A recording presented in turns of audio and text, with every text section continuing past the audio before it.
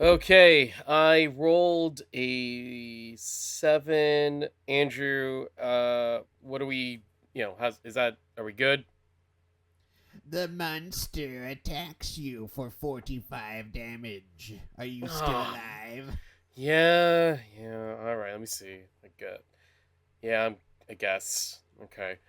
Alright, then, uh, pick up my microphone for towards the monster to start recording the episode. Can I do that right now? Yes, and the monster says, "Oh, is that your big podcast microphone? Let's see what it can do." It's really suggestive from the monster, but fine. Okay. Okay. Yeah. Then I start recording, and then I go, "Hi, welcome to Nothing New, a Remake podcast. I am one of your hosts, Justin Quizon, and with me is Dungeon Master."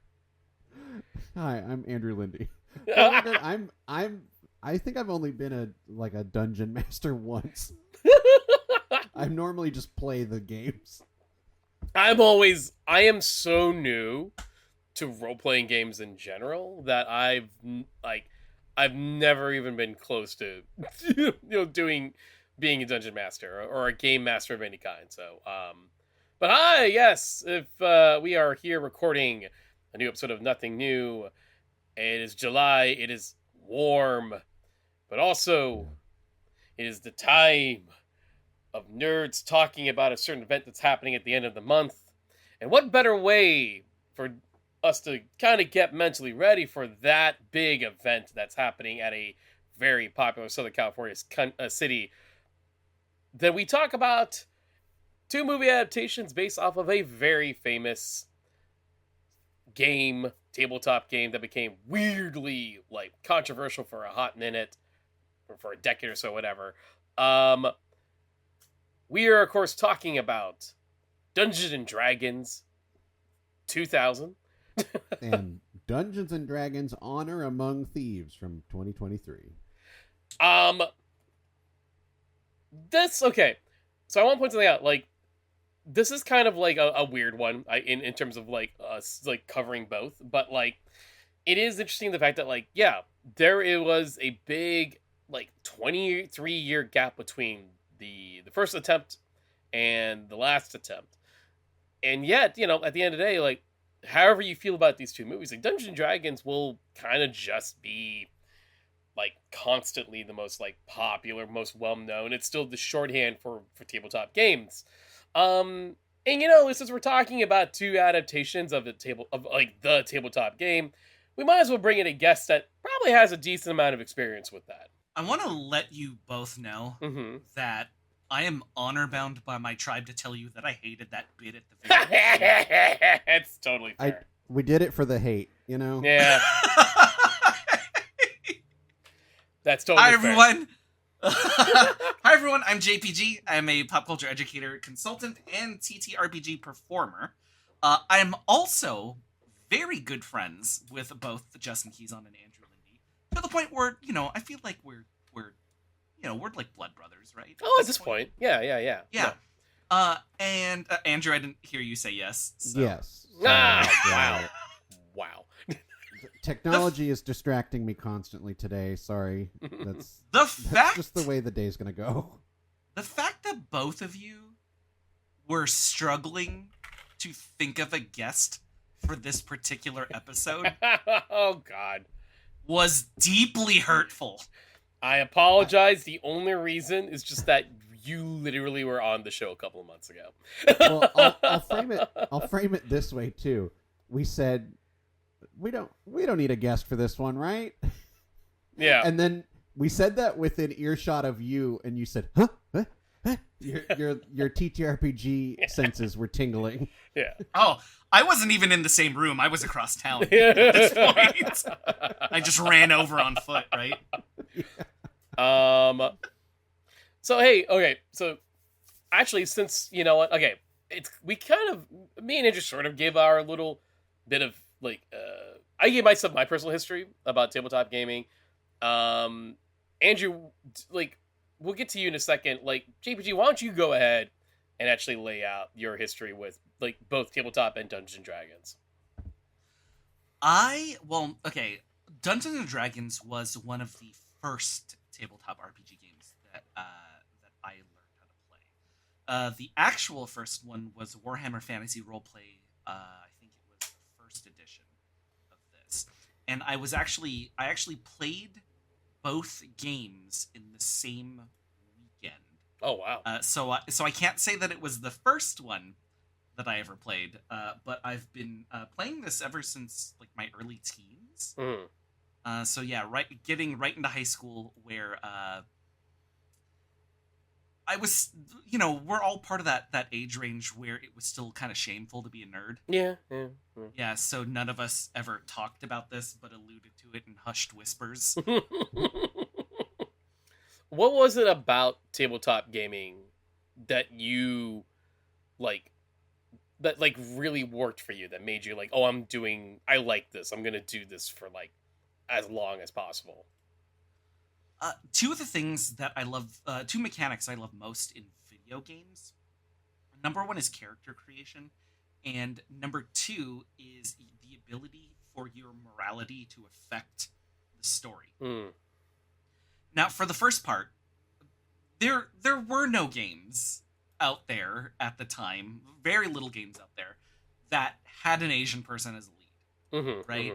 So I specifically played Filipino characters when I was playing in these games. And if there wasn't a Filipino sort of culture, okay, well, we're making one of the fantasy races one of them. Nice, right? Nice. Yeah. The other part of it is the morality portion, right? I think, when games like Mass Effect arrived on the scene, it was something that really appealed to me because good, bad, neutral, whatever choices you make really have an impact on the story. There are actions and there are consequences, and I think with tabletop RPGs in general, you always kind of felt the consequences as soon as you made said actions.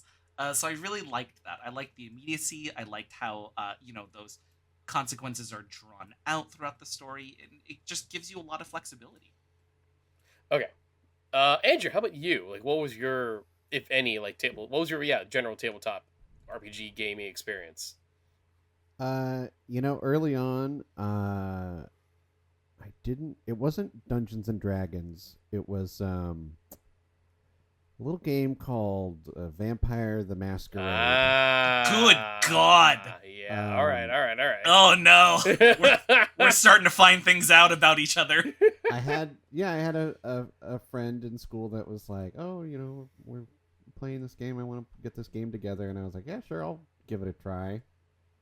And I don't think I got it at first, but it's through the years of playing, it was like, okay, yeah, this is something that I enjoy doing. And I think, for similar reasons to JPG, but I think it's also, it's funny where you think of, I think when I was a young kid, I played a lot of video games.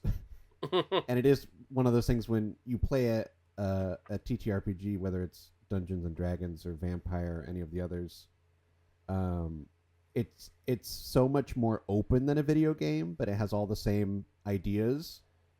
So it's just that is I think what drew me to that, where it's like, oh yeah, you can do anything, like anything can happen. You are making up everything as you go along. It's kind of amazing, like from a storytelling angle. I've always liked collaborative storytelling, and so that's been a lot of fun with that. But I have played Dungeons and Dragons. I played that with another group of friends for a while, so it was a more classic, battling, exploring type gameplay. Vampire the Masquerade is more social. More you're trying to get information, or you're trying to find out something, or get in with a group or something.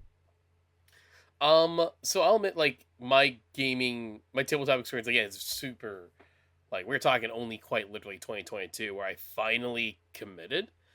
And it's not that I had anything against tabletop gaming. It's just that I think people might learn I'm not a gamer. I've never really been a game person. That includes video games. So like it took me a while to get into most of like video games, etc. And I remember so many attempts of friends throughout the decades going, "We'll help you make a character sheet. We'll sit down and we'll blah blah." And I just kept getting like intimidated by it because I'm like, I don't know, and like I'm kind of confused, and I didn't quite get it. But it was literally in 2022 where one of my good friends, he was starting up a tabletop game for Fallout, and he's like, okay, I will literally hold your hand and I will take you through the gaming process step by step. I will make it super easy for you, but I also feel like you will get into it. I feel like you'll like it. And so I committed because he gave me some dice for Christmas. Because he's like, I really want you to try it. So I was like, okay. I will finally try it. And after like the first session, I finally got like, one, why a lot of my friends are into it, but two, why a lot of my writer friends are into it. Because it is such a kind of like fulfillment of like coming up with character backgrounds, and then also it's like improv, because then all of a sudden you're creating fun interactions with everyone else's characters, and then you're seeing the tropes that you see in other stories, but then you're kind of playing it and you're kind of trying to react to the story, and as a writer you kind of know where it's supposed to go, but then also you also want to see if you can screw with the game master a little bit and see if you can kind of teeter the story in a different direction. And after that, I'm like, oh, okay, this is rad. I get it now. It took me way too long, but I get it now.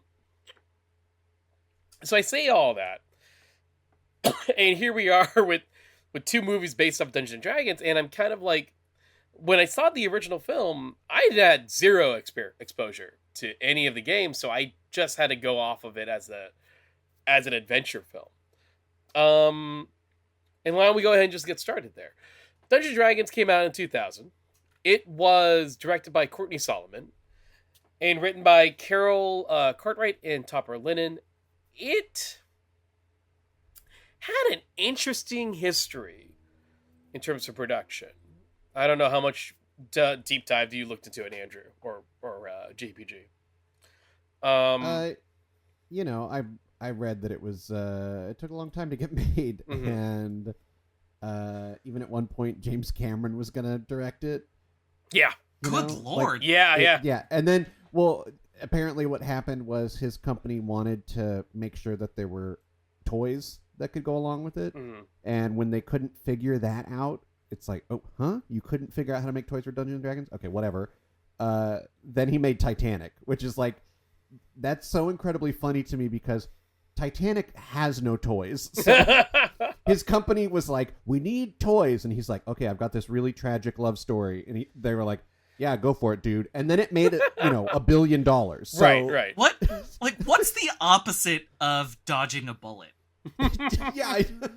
Well, I mean, do you remember for Nope, it was What's a Bad Miracle? Yeah. It's truly like, I don't know how he did it, but yeah, James Cameron just really figured out the right place to be. Who here saw the movie in theaters? Oh, that'd be me. Yeah, me too. Yeah, no.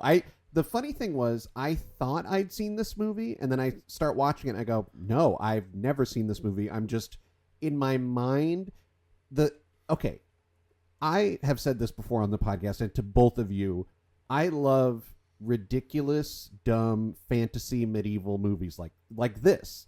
If you have a guy who does magic, and a guy who has a sword, and they're fighting a dragon, and they're riding horses, and there's a king or something, I'm there.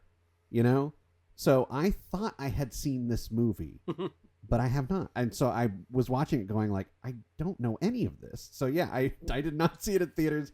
And for years, I guess I thought I'd seen it, but I never had. I think for me, it was like this like very exciting amalgamation of like people that I really enjoy on TV, plus Jeremy Irons, right? Because Justin Whalen at this time was playing Jimmy Olsen, in The Adventures of Lois and Clark, and then Marlon Wayans. I think, they already had the Wayans Brothers show, going on as well too. So I was like, oh, cool! I'm getting to see people that I like on TV. Big screen. Yeah. I kind of had the same vibe, but also like I was aware. This is kind of what was interesting to me. I was aware that because this movie was released through New Line Cinema, I also knew that like within a year, New Line was going to release Lord of the Rings. So I already knew that they were getting ready to get Lord of the Rings released. So I was like intrigued by the fact that they were going to do Dungeons and Dragons, and I remember seeing the trailer and seeing like aerial dogfights, but it's dragons, which I'm like, that's rad. I'm into that, and I thought, okay, if Lord of the Rings is going to be like the big serious fantasy epic, maybe this is like Willow, and it's going to be fun and a little more goofy, and I want more fantasy movies to exist. So I was really like excited about that prospect. And the fact that like New Line's releasing both this and Lord of the Rings was a interesting situation for me, because I was like, wow, it's like they were almost testing the fantasy waters with Dungeons and Dragons before they committed to like pushing hard on Lord of the Rings. Had it really been something they were really dedicated on, like, like predicating the success of Lord of the Rings on this movie, I'm glad they didn't. if I can be real honest. That'd be funny. Oh God. Okay, now history. Marlon Wayans is now going to be in Lord of the Rings. Right. He's now Aragorn. He's not Aragorn. Right. Well, no, I'm even thinking of the world where someone's like, oh yeah, they never made Lord of the Rings because Dungeons and Dragons failed. Which is, let's be fair, that could have happened. Yeah. Like, I've heard like that this is the same kind of universe where in our actual universe, there was a period where X-Men wasn't getting in production because the Power Rangers movie failed. You know? Like, oh God. So let's point out, this is the same Hollywood. The fact that the New Line didn't go, ooh, we need to rethink Lord of the Rings. Literally. So for me, right, like I think one of the very first things that stand out for the film itself is kind of the use of anachronisms. Like, just like modern day stuff that they incorporate into this fantasy world that we're supposed to accept at face value. Because I think both films do it. And I'm sure we'll talk about the second film in a little bit. But I'm picking up what you're putting down. I actually kind of had that same thought. Yeah, so first and foremost, like, everybody tried to be era specific except Justin Whalen and Marlon Wayans. Yeah. Right? And it's just like, oh, you just dropped two American time travelers into this, right? And that's what it felt like, right? Right. Another place that handles anachronisms that like I love A Knight's Tale. Same. So much. I mean, like, if I had a nickel for every needle drop in that film, I would be a billionaire, right? But I think when it comes to like Ridley and Snails as characters, it takes me out of the fantasy so quickly every time. Yeah. Here's the thing. Yes, I'm with you with Justin Whalen being like Jimmy Olsen on Lois and Clark. So I was like, hey, cool. He's doing something after Lois and Clark. And I was like both like a fan of In Living Color, and I think I was watching the Wayans Brothers shows for sure. But yeah, like you're right. Like they had the movie begin with these two guys playing D&D in their apartment, and they get sucked into the world. I would have probably bought that a little bit more than guys who were just there. There are movies like that, Justin. And there are cartoons like that. Wink, wink, hint, hint. Okay, so, even though I did play Dungeons and Dragons, it was in a more player-created world, so I'm not very familiar with like the lore of the world per se. So I don't know how accurate the plot is here when it comes to, is this actually Dungeons and Dragons? Yeah, well, buckle up, Buttercup. Yeah, I was like, can we get our expert in here? So, okay. A lot of Dungeons and Dragons storytelling is going to be focusing on what's called the Forgotten Realms, right? You hear things like Neverwinter or the Sword Coast or things like that, and when you hear these landmarks, you kind of have to think of it like, oh yeah, this is like the Statue of Liberty. This is, this is Venice Beach or something like that, right? It's like things that I feel like I named two things that might not be recognizable to people outside of the U.S. or California. Sorry, let me try again on this one. The Grand Canyon. Yeah, the Grand Niagara Canyon Falls. or Disneyland There or Yellowstone National Park. Yeah, thank you for letting me redeem myself on that. I appreciate it.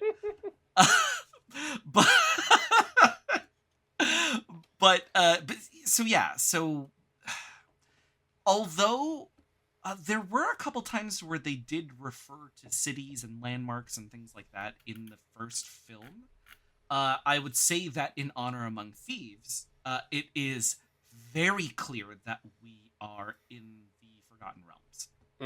Okay. Mm-hmm. Okay. Okay. I don't know if we want to get into the plot, because I have what might be either something that's very controversial or just basically a conspiracy theory about at least the beginning of the plot. Fascinating. This is exactly how I want to start. Yeah. Okay. Please.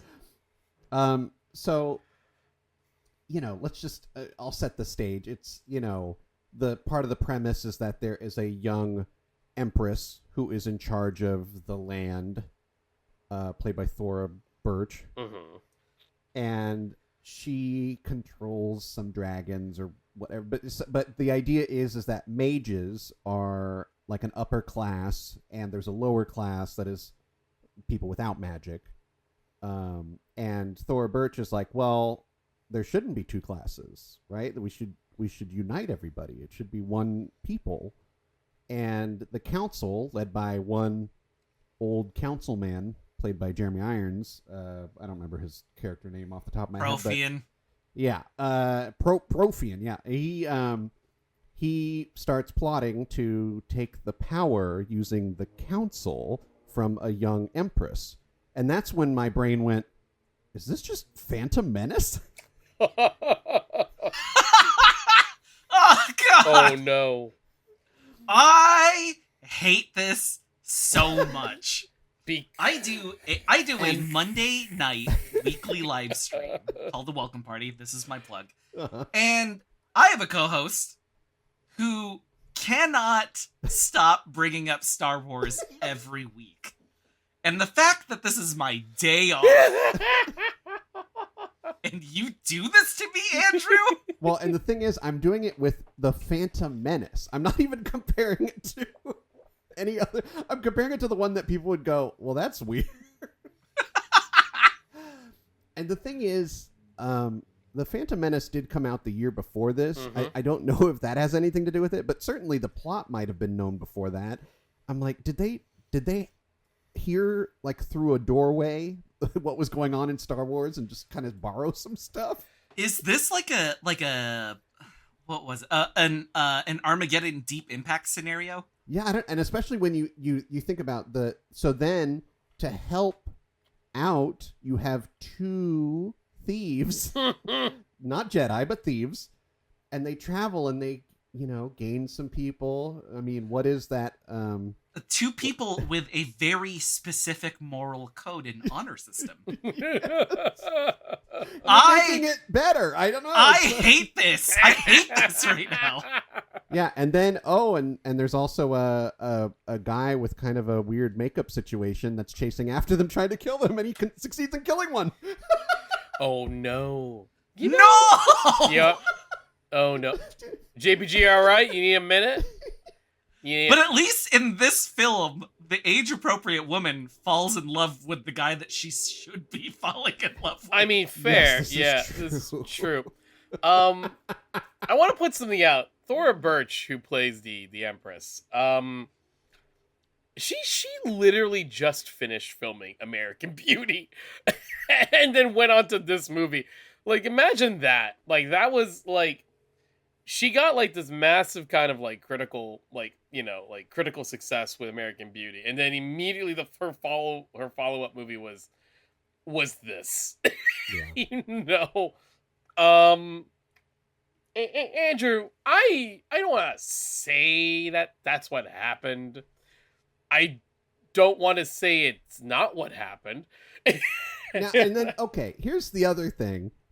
Obviously, whenever someone compares something to Star Wars, it's like, okay, well, there's just the hero's journey. I don't think anything that I just described is part of the actual hero's journey. You know what I mean? I think that was stuff they made up.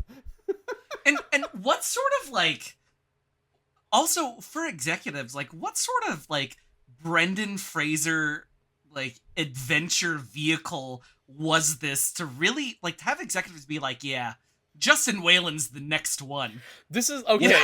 Here's the thing, and I'm looking it up. I loved his character. I loved his Jimmy Olsen. Yeah. I thought he was pretty swashbuckly, not like Brendan Fraser. Swashbuckly. But what did he do in the audition to just be like, he's the next big action star, and that's right? And that's like, the thing. Very confused. As I'm looking at because the director Courtney Solomon apparently said he was looking for somebody who wasn't a movie star, but he claims who could be, and apparently he felt that Whalen was the guy. I don't know. It's I see him trying. He's trying really hard to pull his best Harrison Ford out of him, and I don't think it works. I don't really think he really nails it. I don't think that's a failure on Whalen, though. Yeah, and I think it's a failure on how they set him up in order to look like a hero on screen. Yeah.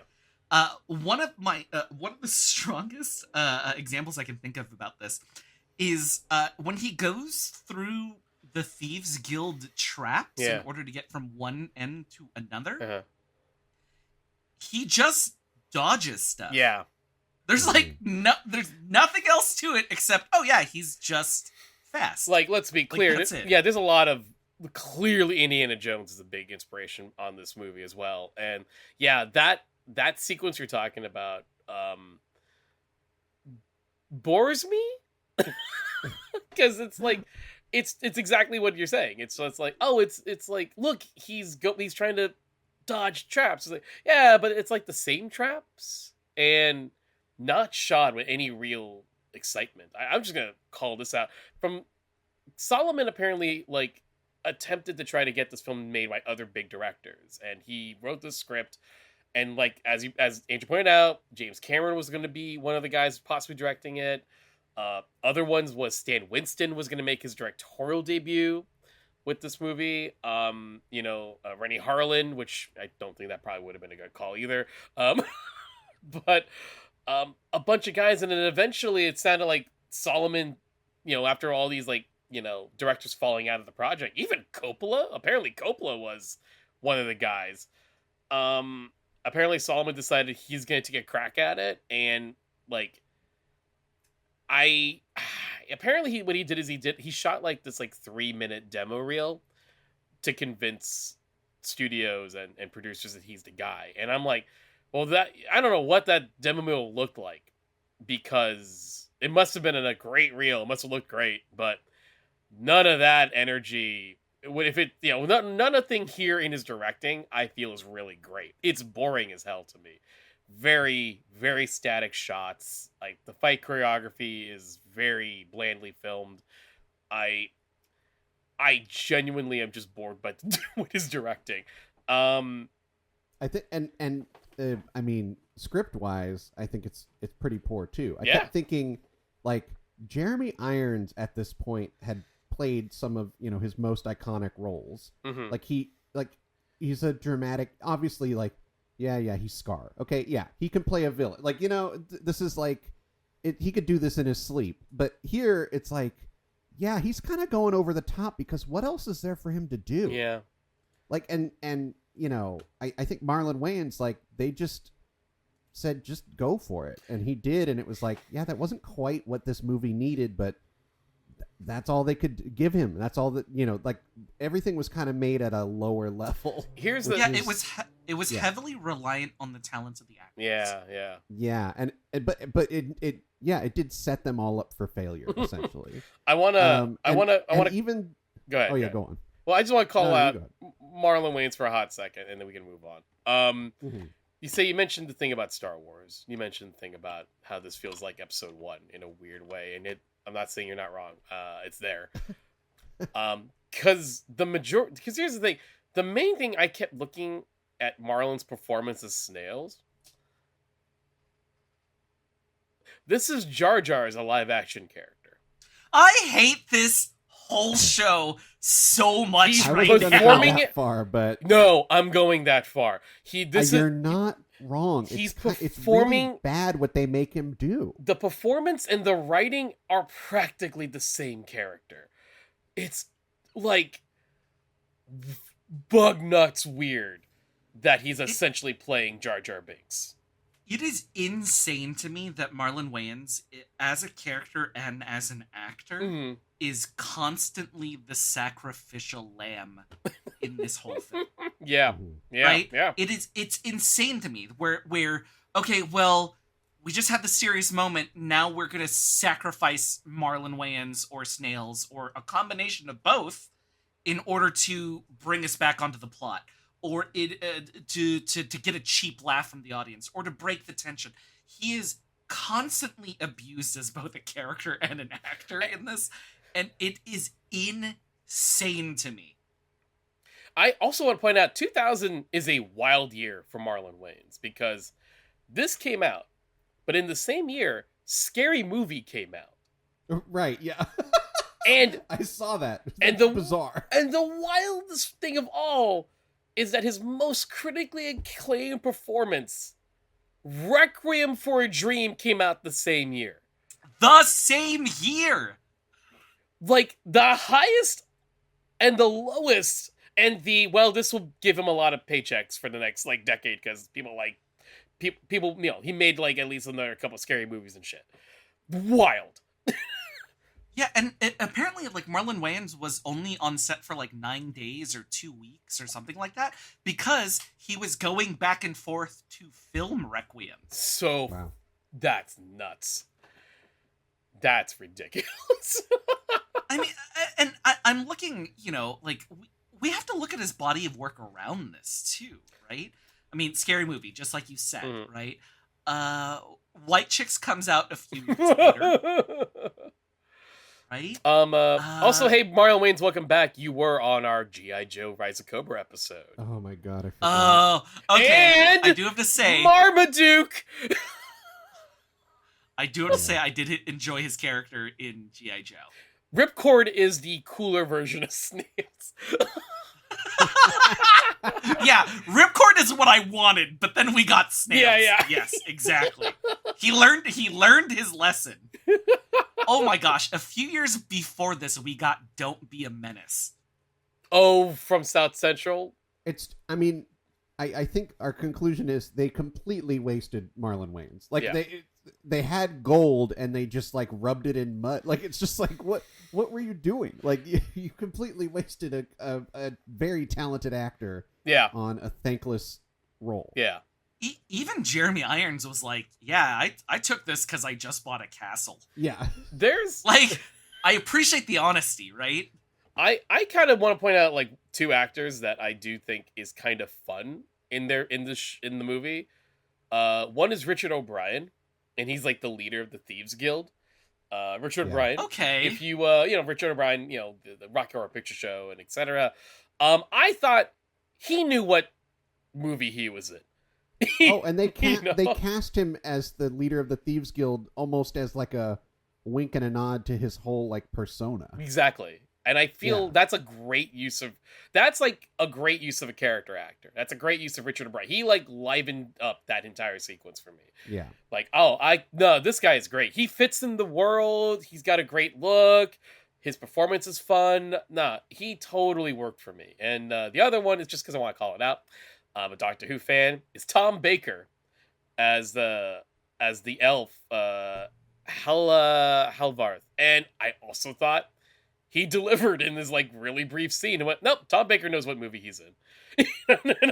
And like he delivered. I thought those were fun. On the thread of, okay, I gotta give it to you. Mm-hmm. Bruce Payne, who plays Damodar. Yeah. Mm-hmm. I gotta give it to him. He really grounds the film around you, right? Mm-hmm. He plays just enough villain. There's this moment where he breaks and is like, "Look at me, I'm going to die if I don't do this." Right? Mm-hmm. So the audience feels like a certain amount of sympathy, but not empathy for him. Mm-hmm. I don't like how did you even do that with the material you were given? Yeah. Especially when like looking as ridiculous as you do in this movie. Like the bald head and the blue lips is a choice. With the veins coming up on his neck. With the veins coming out of his neck. The blue lips, I just don't even know where to begin with that. It's just like, I can't imagine. I look at that and it's like, who looked in the mirror and went, perfect. Nailed. Nailed it. That's our bad guy. Another funny thing about this movie that, I start watching it and like very quickly they show you a dragon. Yeah. Yeah. And I just feel like that's one of those things where it's like, well, if a movie's called Dungeons and Dragons, gotta have a dragon really quickly. You can't don't delay. Show us the dragon. Don't rest on the dragon. Inside of what looks like a dungeon. Yeah. Yeah. Well, and then even plenty of dungeons all throughout. So the movie, whoever wrote it was like, well, these are the two core elements. And it's like, it's very funny because if you've played Dungeons and Dragons, they're not like, it's just like it's like a name thing. Like you're not really that focused on either of those things. Dungeons and or dragons definitely come much later in play. Yeah. Usually it's like, oh, you're going to like help a small village first, or you're going to meet in a tavern or something like that, right? Right. And then, you grow a few levels, you hit a few milestones, and then you're like, okay, I have these really cool moves. I'm really excited. Okay, now we can go into a level appropriate dungeon, or if you and your group are awful to your GM, you can just rush into things and then you get murdered. I think so. This is something I want to make sure we talk about this later. We'll put kind of a pin in it, but this movie doesn't even attempt to capture the feeling of playing Dungeons and Dragons. No, I think it does not. This movie is very locked into giving you what you think of as like a basic fantasy story. Yeah. Like it is locked into that instead of having any kind of handout to the audience to say like, hey, did you play this? Here's a little moment. Here's a moment where you can go, oh, I remember having that feeling while playing, Mm-hmm. The best example of this, I think, is when they meet the elves, and then they essentially get mechanically what is a long rest in the game. Yeah. In the morning, they're dressed up now. They've repacked their packs. They've eaten. They're well rested, and they all go to the hidden dungeon, and only one of them is allowed inside because now the film decides out of nowhere that this guy is special. Yeah.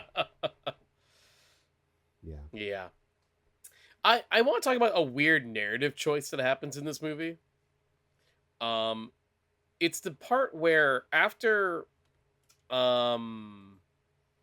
Ridley, and we've been talking this long, and we have not mentioned the young mage, played by Zoe McLean. And I liked her a lot. Yeah. I was like really surprised. I was like, oh, who's this? Like, this is she's doing good. And I, looked her up, and she mostly works on TV. She was like on an NCIS for a long time. Yeah. So I'm like, yeah, that's why I don't know her. But I'm like, oh, okay.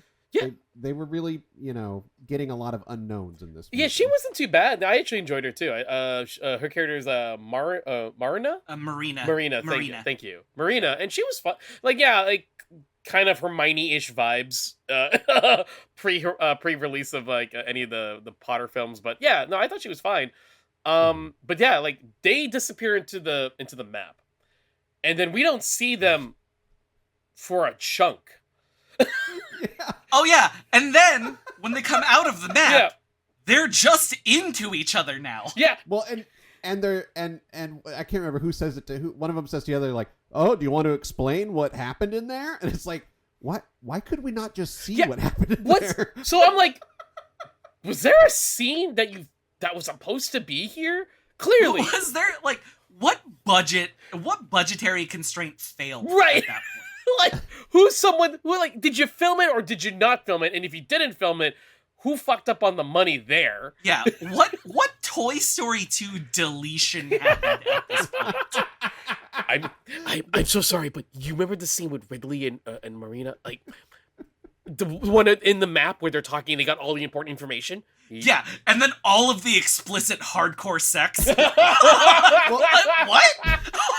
So they talk about they met like a wraith, so I'm imagining it was like maybe more CGI than they could afford at that point. They used all and their then, like- CGI budget. But on top of the wraith, something flirtatious Right. and kind of sexual in nature definitely happened. right. Yeah. No, for sure. Something where it's like, oh, like you're right. There's this weird like vibe when like they leave the map. Even Snails points it out. Yeah. What's going on? So like, yeah, but it's like, but there's this chunk that doesn't exist in the movie. But what the fuck happened here? Another chunk completely missing in the movie. So Lee Ehrenberg plays Elwood. He plays the dwarf that they accidentally run into, Mhm. and then he just hangs out for the rest of the film Yeah. and does nothing. Yeah. There is one scene. There's one scene where he gets them out of the bar Mm. when Snails is hitting on the elf woman, Norda. Norda, yeah. Where Snails is hitting on Norda. Then he's the one that grabs him and gets him out of there. Other than that, I dare you to find something else that Elwood does in the film that helps. He's just there, and then he's like, "Oh, but I want to get paid." They're like, "We're not paying you," and he's like, "Well, I better get paid." And I'm like, "What?" Like, they just told you It was they're not going to pay you. it was very much, again, I think the people in charge of the script or the executives, whoever, was like, okay, here's what we know about Dungeons and Dragons. There's dungeons, there's dragons, there's a dwarf. Like, Yeah. we just went down this list, and they were like, oh, we weren't gonna have a dwarf character. They went, We need a funny yes, you little are. guy. We need a funny little guy.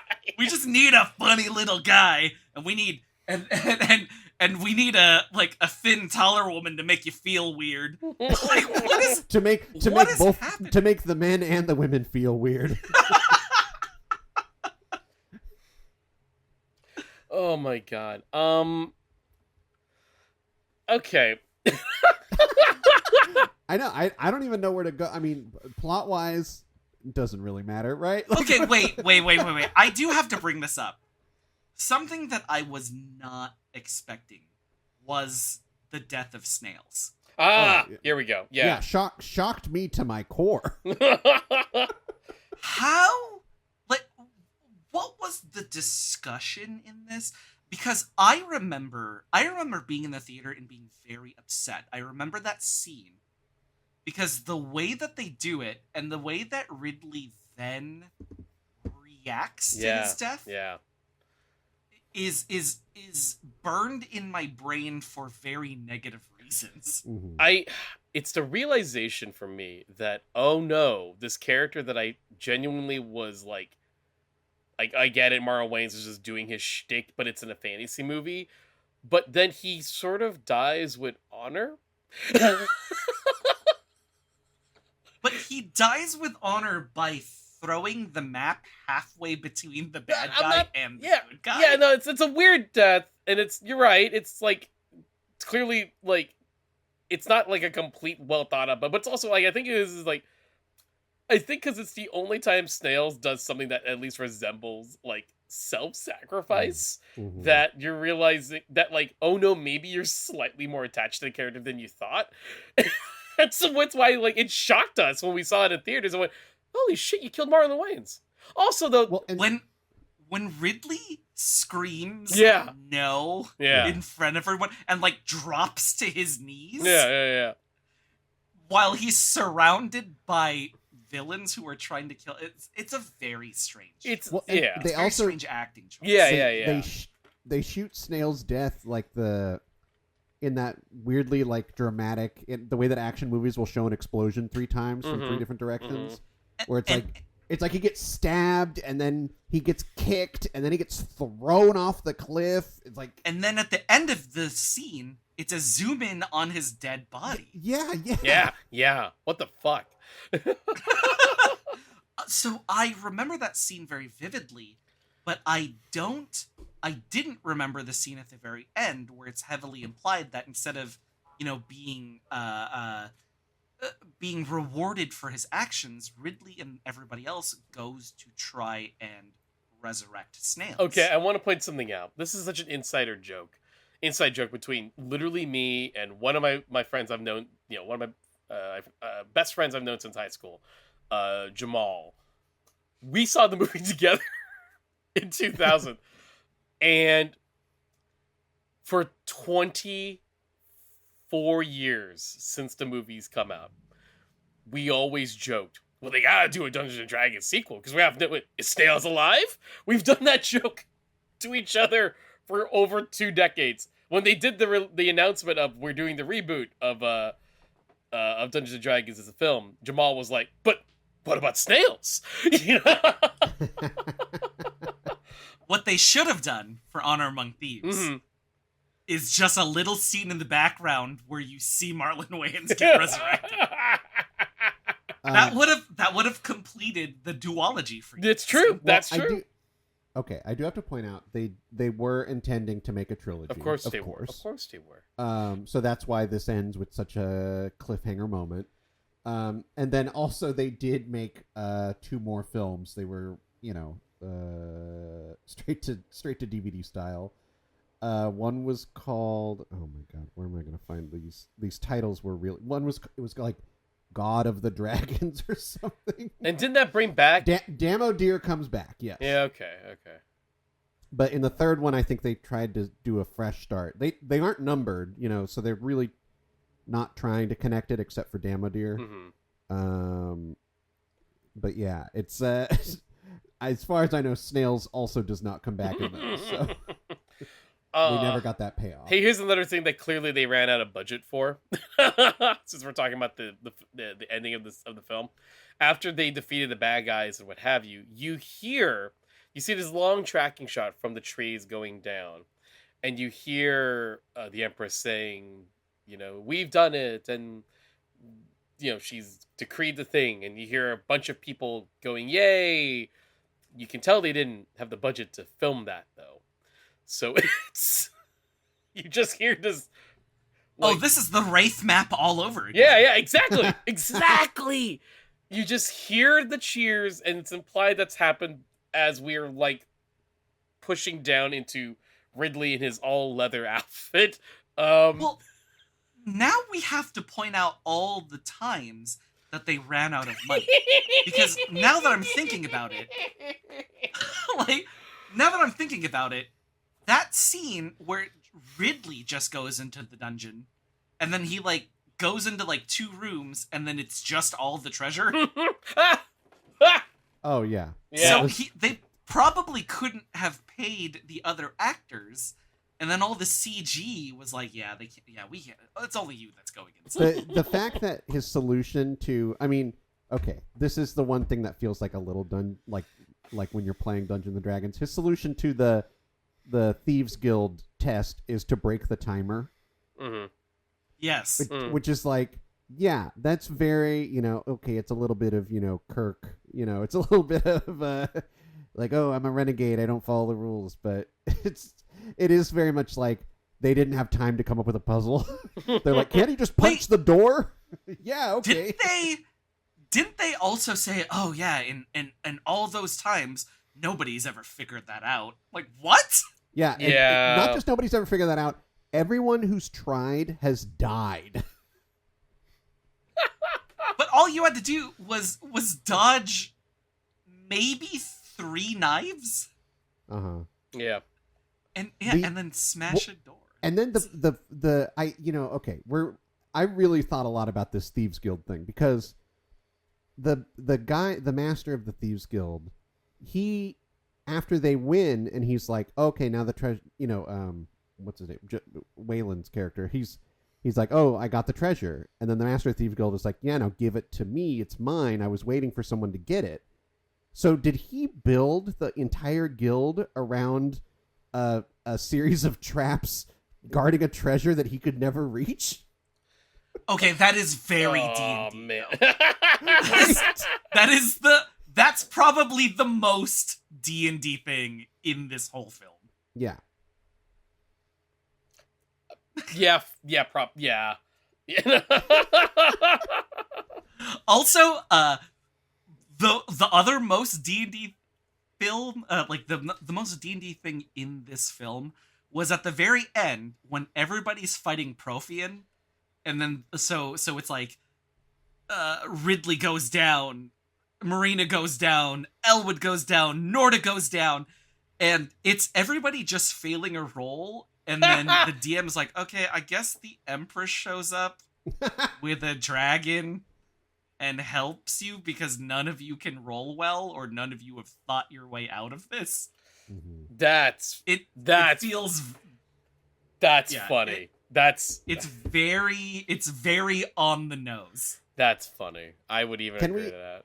Yeah. Can we break down the team? Can we talk about if this is a balanced team? Oh, that's please. That's a good idea. Yeah. Because we have two thieves, so we're already starting off with two human thieves. I think you could argue that Snails is a bard. Really? No, I wouldn't accept that. Oh. I think you can argue it. Does he sing? I don't remember him singing. It's no. So bards don't always have to be about musical performance. It's performance he's doing in comedy. general. Okay. Yes. Okay. Yeah. All right. I think the movie presents him as a thief, though. Yes. Maybe he's a thief who took one bard skill for some reason. No, see, I think he took all bard because there's a lot of overlap between rogue and bard. Okay. Especially in later iterations. Okay. We've got the mage. Yeah. Wizard. So sure. Very clear about this because when we talk about the other film, we're going to be talking about a sorcerer. Yes, there's going to be some nuances and differences with that. I played a warlock, so I understand. Well, yeah, wouldn't I think no, yeah, it'd be more sorcerer than warlock, but yeah. Okay, anyway, keep going. Then we have they call him a fighter, a dwarf fighter. Elwood. Yeah. I would call him a fighter more so than a barbarian or anything. You think more than a barbarian? I thought he was a little more barbarian than fighter. There has to be a very specific point of like an uncontrollable rage. Yeah. Where he is in kind of the flow state of fighting in general. So he was mostly in control. Exactly. Comparing Elwood to, say, somebody like Holga in the other film, there's going to be some clear distinctions. Then Norda is a ranger. I would say ranger. I could see some people arguing paladin. Mm. Okay, I so can we see have that too. Interesting. Yeah. so we have a fighter. We have let's say for sake of argument, ranger, because elves and there's a connotation Yeah. to that, right? We have a wizard, we have a thief, and we have a bard. It's pretty balanced, Mm-hmm. in my opinion, because you have a close-up fighter, you have 2 range, you have a sneaky person, and you have an all-around utility person. The only thing that I'm a little bit worried about is healing, and obviously yeah. they needed a healer. They missed it big time. And there is a healer in the film as well. That's when Ridley gets healed. Yeah. So healers obviously exist. So I'm a little bit confused. I mean, couldn't they have just maybe teleported, got in his body, and figured some stuff out? I don't. You know what? My headcanon, Snails is alive and he's happy. Oh yeah, they got him. At the went end of back, this movie, they went and they got him and they figured it out. Yeah, for sure. and they went back and they got all that treasure that Ridley left in that other dungeon. Yep. So nobody's protecting it anymore. And they lived like kings. There you go. I think are we wrapped up on Dungeons and Dragons? I feel like that session's over. So okay, now we're gonna take a quick break. Well, wait, what's that? If that session is over, then we have to all check our schedules and plan another session for about 8 weeks from now. Most likely maybe 3 months, because that's how it is when you're adults. Yeah, there it is. So see you guys in about 3 months when you get the rest of this episode. And actually, you know what? I am available really soon, so we're all gonna come back, check our skeds, and we'll play another round when we talk about Honor Among Thieves.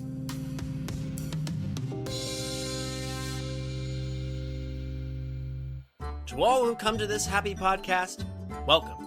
Anna Musings are your musings. Here age relives fond memories of the past. And here youth may savor the challenge and promise of the future. Hi, I'm David. And I'm Kayla. And if it wasn't readily apparent from that, we're huge nerds about Disney. That's why we're doing the Anna Musings podcast. Once a month, we'll sit down and talk about a film in detail from the Walt Disney Animation Studios filmography, covering them in chronological order, from Snow White to Moana and beyond. To Moana and beyond! Sweetie, we're not doing Pixar yet.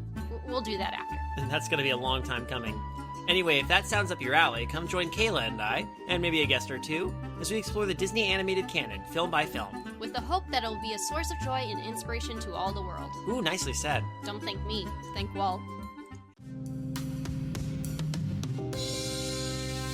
All right. That was a short rest. Let's do another short rest. Back-to-back short rests. But let's while we're having that rest, let's think about Patreon. Patreon.com/nothingnew, where you can find all of our bonus episodes, where we talk about all kinds of different things, sometimes pitching our own remakes in certain genres or styles, other times talking about if there's a third or fourth remake of something that we're talking about. So here's a little preview of what we're talking about on this month's episode. The premise of the show is that these are regular kids from our world that get sucked into a Dungeons and Dragons world. Yeah, but not a board game. No, through a theme park ride. You'd think it would be the board game. And they literally, honestly, the way that they set it up is the kids go, "Hey, it's the Dungeons and Dragons ride. We gotta go on it." And then they go on it and they go, "Uh-oh, something weird is happening." And then they land in Dungeons and Dragons world. It's one of those things where it is incredibly stupid. I'm not going to pretend that it's not incredibly stupid, but the way that this show just goes for it is I think the show didn't care that it was incredibly stupid. It was just we needed to get these kids here somehow, and that's how we did it, okay?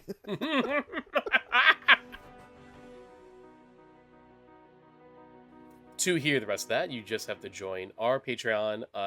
You pay as little as $1 per month to get that episode and the rest of our library that's only available on Patreon. We have many more episodes that are like further extension episodes of the episode of that month, or kind of bonus episodes. And if you want, if you pay $25 for that month, you can control the show and tell us what you want us to cover.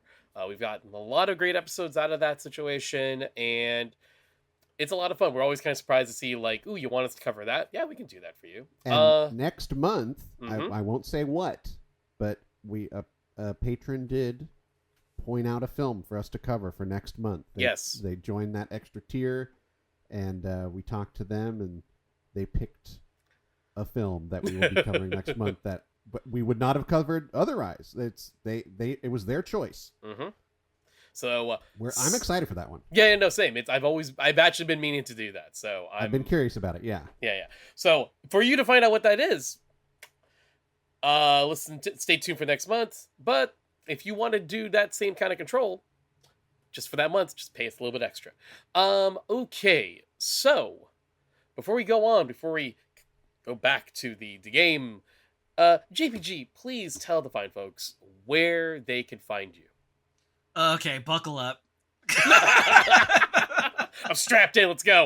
Okay, so once again, I'm JPG. I'm a pop culture educator, consultant, and TTRPG performer. Okay, where do I start? Okay. I'm gonna first start with my consultancy firm. I run a firm called Intermyth. It is a consultancy firm specializing in brand management, live event management, for pop culture content creation.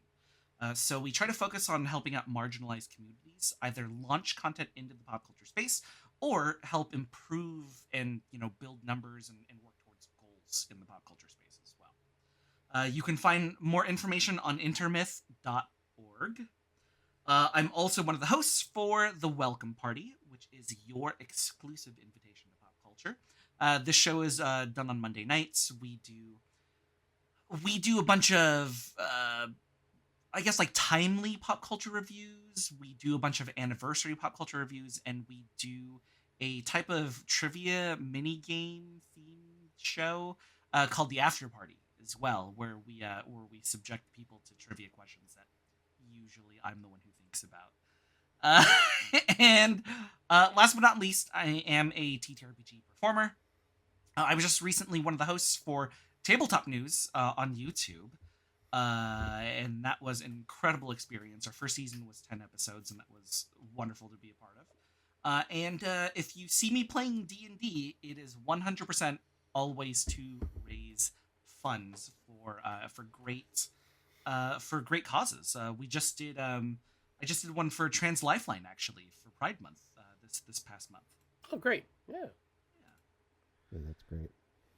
And in fact, we have to credit JPG and Intermyth, his wonderful consultancy company, for the fact that we, Justin and I, and Nothing New, will be at San Diego Comic-Con 2024. Woo! I love this. I love when people get to announce this stuff. I love this. That's right. Our panel will be on Friday at noon, and it is concerning parody and remakes. Yeah.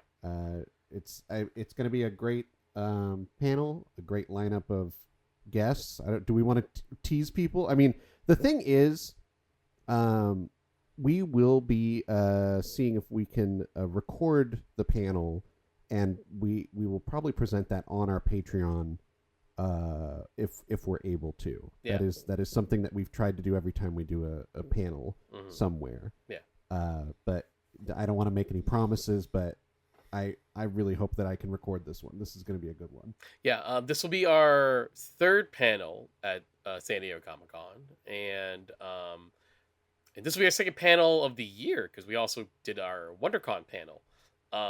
So very excited about about this. And yes, once again, thanks to JPG and Intermyth, we were able to have these great panels at these really great shows. And Comic-Con can't come soon enough. I'm honestly getting really excited about this. We have an amazing group of guests who are going to join us, and the topic is going to be fun. I am very, very, very excited about this. And I don't know. I mean, like, yeah, like, hopefully, we can't make any promises. Like Andrew said, we've had audio issues before when trying to record. So here's hoping, though, we can pull it off and you guys be able to listen to it.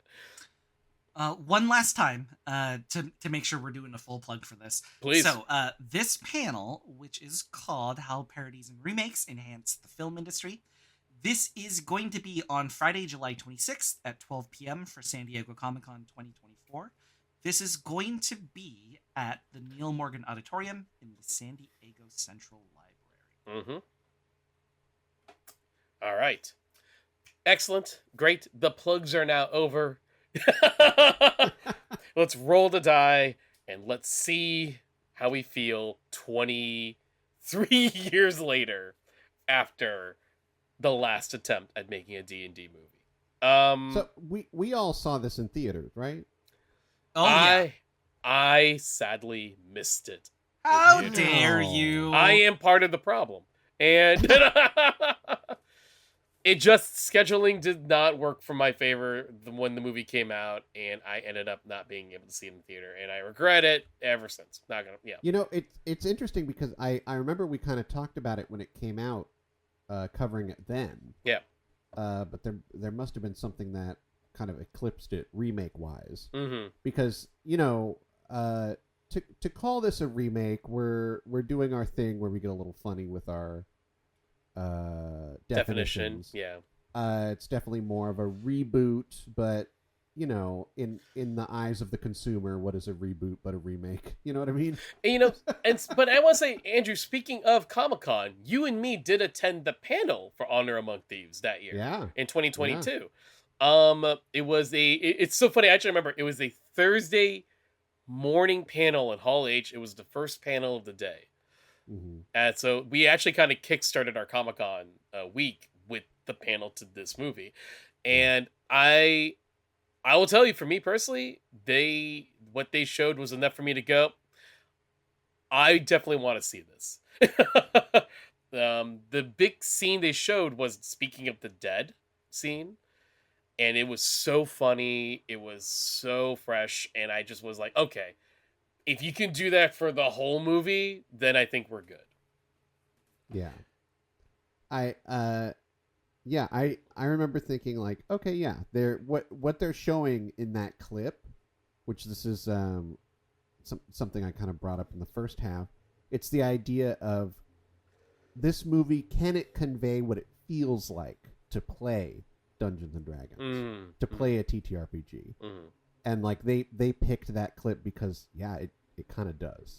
It kind of conveys that really well. Mm-hmm. Yeah, we had talked about this at the beginning of the episode, but it's the anachronism, right? Mm-hmm. They were able to fit both the seriousness and gravity of the situation with the anachronisms of like side table conversation.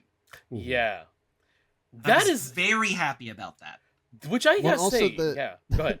that Speaking of the Dead scene very specifically is like invoking like a spell that is like, oh, you can only ask, what is it, five questions? Five questions, yes. So, and it's like, they go, well, why 5? And it's like, well, that's the spell. Like, that's how a lot of these things kind of feel sometimes when you're playing these games. It's like, okay, why is it like this? Well, that's just what the spell is. It's there's no like attempting to explain it with any kind of mumbo jumbo. It's just like, yeah, that's how it is. I have a piece of paper. It says I can ask 5 questions of a dead guy. What do you want from me?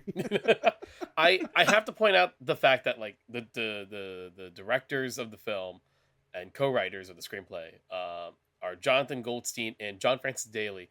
And the reason I want to bring them out is that John Francis Daley, I almost feel like this is like a circle closing for his career, because before he became a writer and director, John Francis Daley was an actor, and he was most famous for Freaks and Geeks. And Freaks and Geeks had absolutely plenty of episodes and scenes that take place with them playing D&D, which is, I think that's where he did in fact learn how to play the game, is because he was doing it for the show.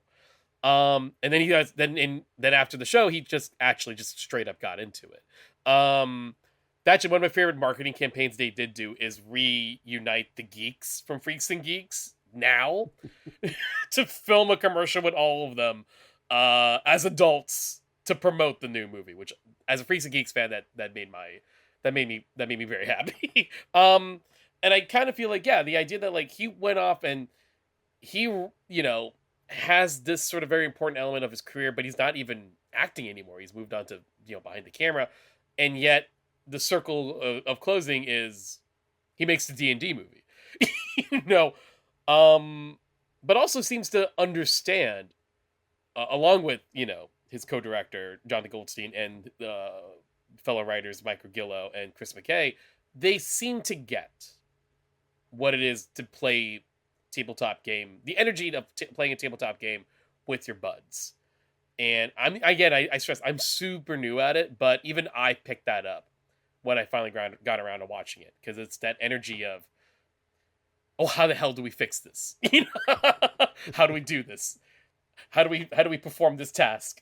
I don't know how to do that, and then realizing, oh shit, I had this thing that I've had for a while that I can utilize in this moment, in this scenario, which is really cool. So let's kind of go down the cast then, if we could. Yeah. Leading, Chris Pine. Is Chris Pine one of the best Chris's? Yes, but no doubt. But I actually kind of want to do something weird here for a second. Chris Pine feels like what the energy is they tried to do with Ridley. This was 23 years of perfecting Ridley. Yes. Yes. The character of Ridley was supposed to be like this kind of rapscallion, kind of like, funny but brave, but etc. Well, and because he's older, they give him like a fitting backstory. Yes. Like he has, like a lot of the characters in the 2000 film kind of seem to just appear the first time we see them and have nothing that happened before. Mm-hmm, mm-hmm. And every character in this movie is the opposite of that. They have like a fully lived life. Yes, these characters feel fully within this world. Yeah. You would run into one of these people during your campaign. Right. It's a role that, like, look, it's a role that Chris Pine can play in his sleep, if I can be honest, but he's not sleeping through his performance, if that also makes sense. Like, oh yeah, he can be this kind of guy, but also it's still a fun, engaging little character. We also have Michelle Rodriguez as Holga, official barbarian. Yes. Who I also, okay. Well, first and foremost, I always have an issue with the term barbarian in the first place, right? Mm-hmm. It is outdated, right? Mm-hmm. And but it is serving a very specific purpose in the D&D game. Mm-hmm. I wish we would have another better name for it, because barbarian really, it's just like, oh, if you're English and you're a foreigner who comes into like English territory. Because that's really what it means, right? Mm-hmm. And so, yes, they've co-opted and kind of like redefined the word. I don't like using it, but I've also played I've played 2 barbarians myself throughout a few different campaigns. Mm-hmm. With Holga as a character, I thought she hit this incredible balance of tenderness and extreme violence in a very matter-of-fact way, right? She never babied Edgin. She never it was all about, I'm going to tell it to you, I'm going to tell you it to your face, and you're either going to get tenderness or extreme violence. That's it. Yeah.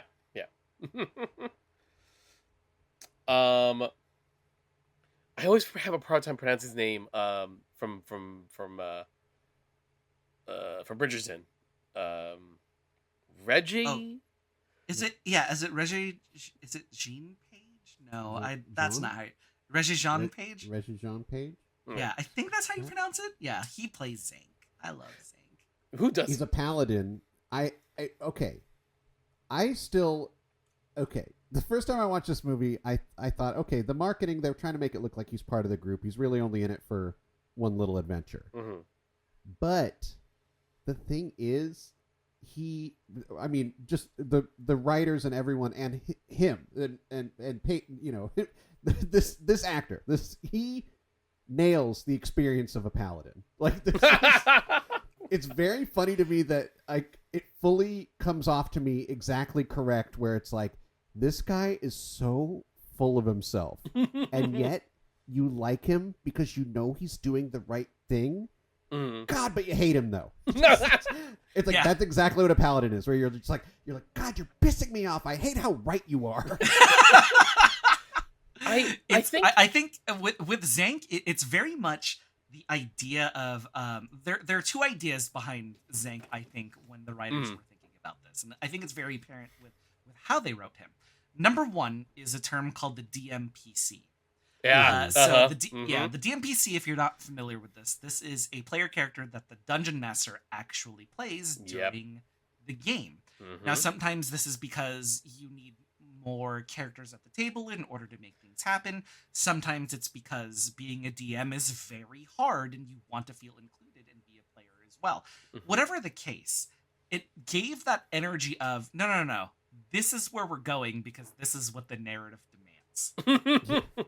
The other feeling that they gave me was, this is somebody's cousin who's also into this game and is just dropping in for one session. Yeah. I want to point out, the DM PC you said, right? DMPC, yes.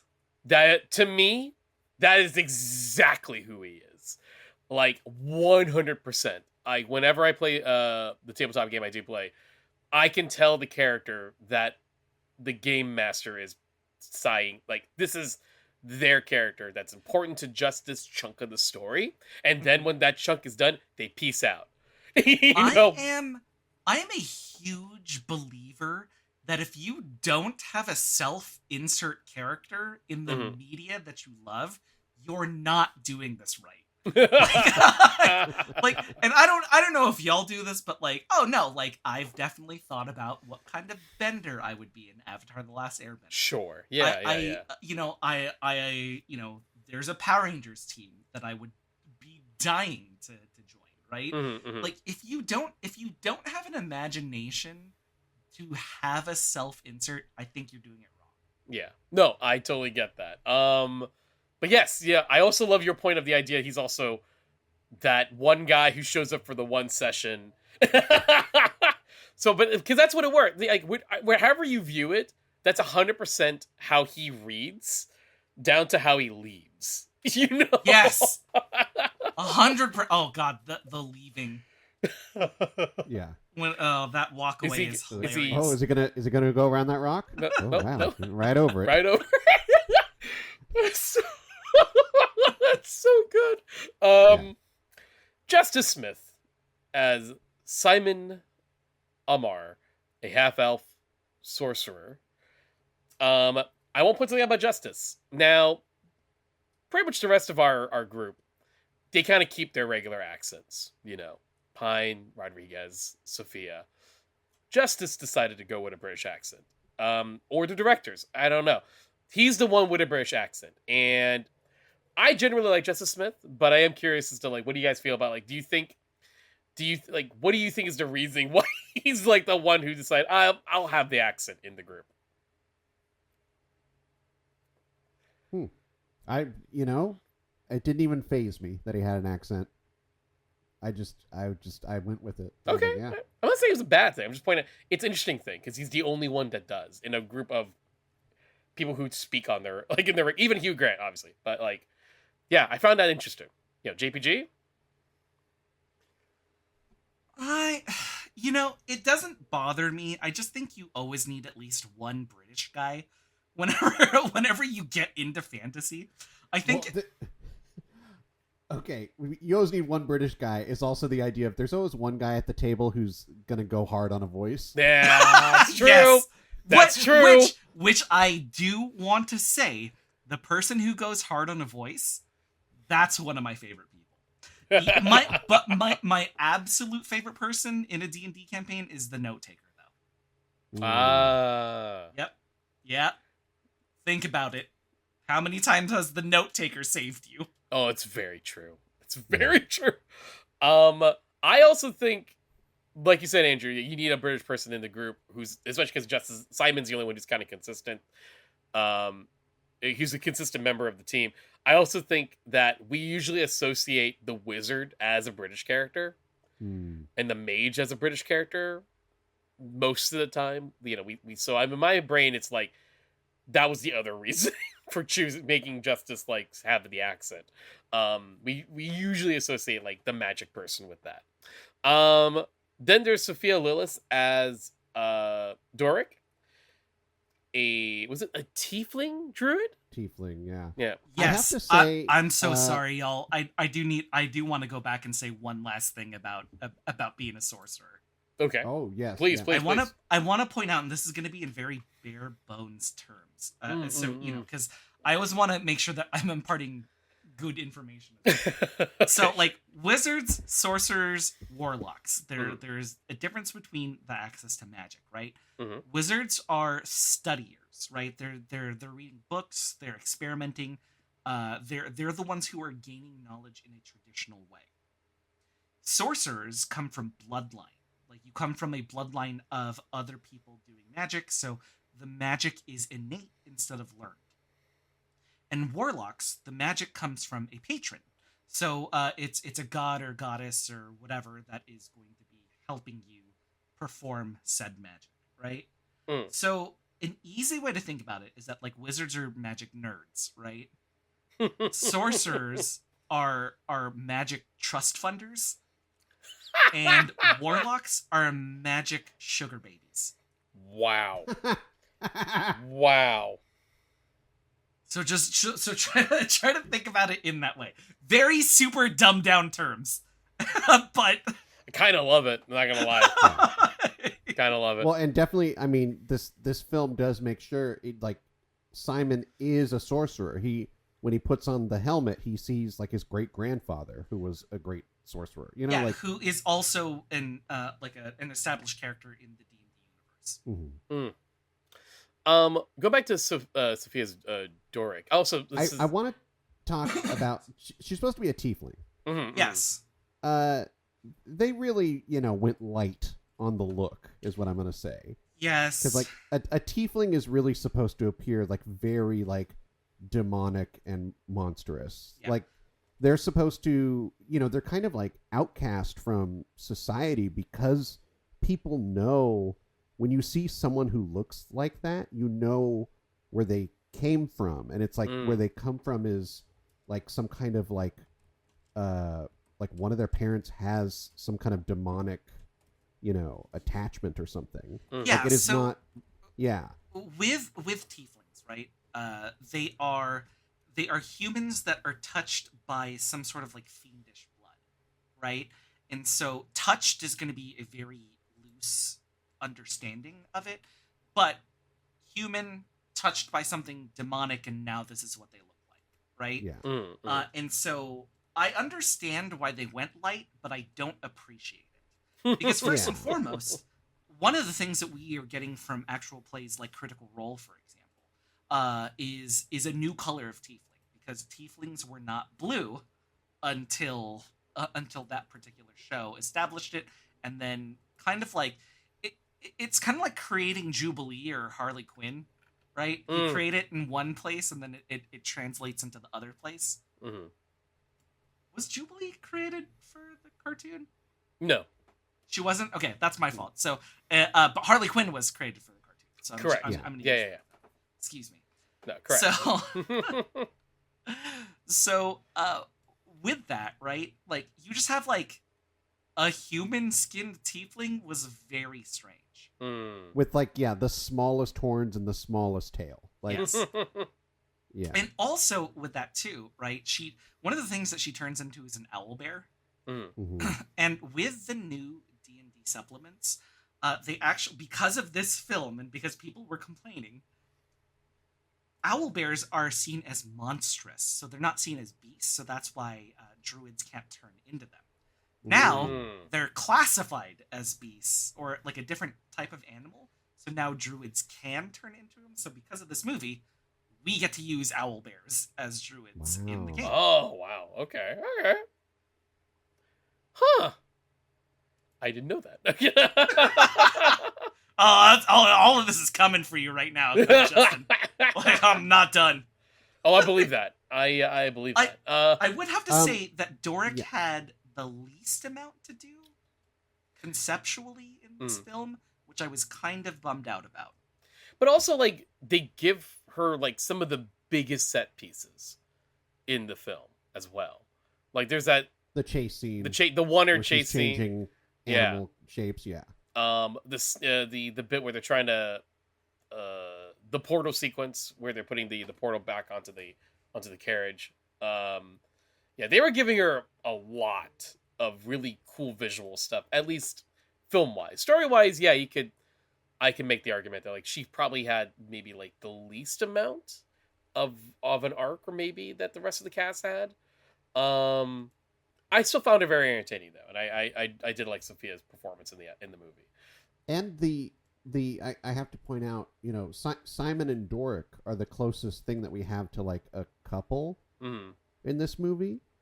Like, it doesn't, the 2000 film very much was like, oh, these two main characters have to kiss and stuff. Right. Like, it was very clear on that. This film kind of almost takes an opposite stance where, Yes! where Holga and Edgin are identified as husband and wife at one point, and both of them are like, no. Like, they're like, we just hang out. Like, what do you, like, I loved that detail so much, right? Yeah.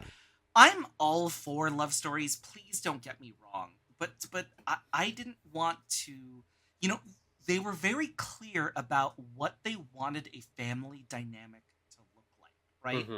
His wife is gone. We find out through the story it is because of Ed's actions, right? Holga's actions lead them to Ed and Kira. And because of the mistakes that she made, she was able to have a newfound family. Yeah. I love that they never have them fall in love. They're just they love each other, but they're way more like brother and sister than anything else. No, I agree, and I do feel like the idea, the concept of like finding your own family is been a very it's such a very strong idea, and I really did like that they really kind of hit on that hard. Also, look, Michelle Rodriguez is a member of also the Fast and Furious movies, so she knows what it's like to find family there. Yeah, so... found family.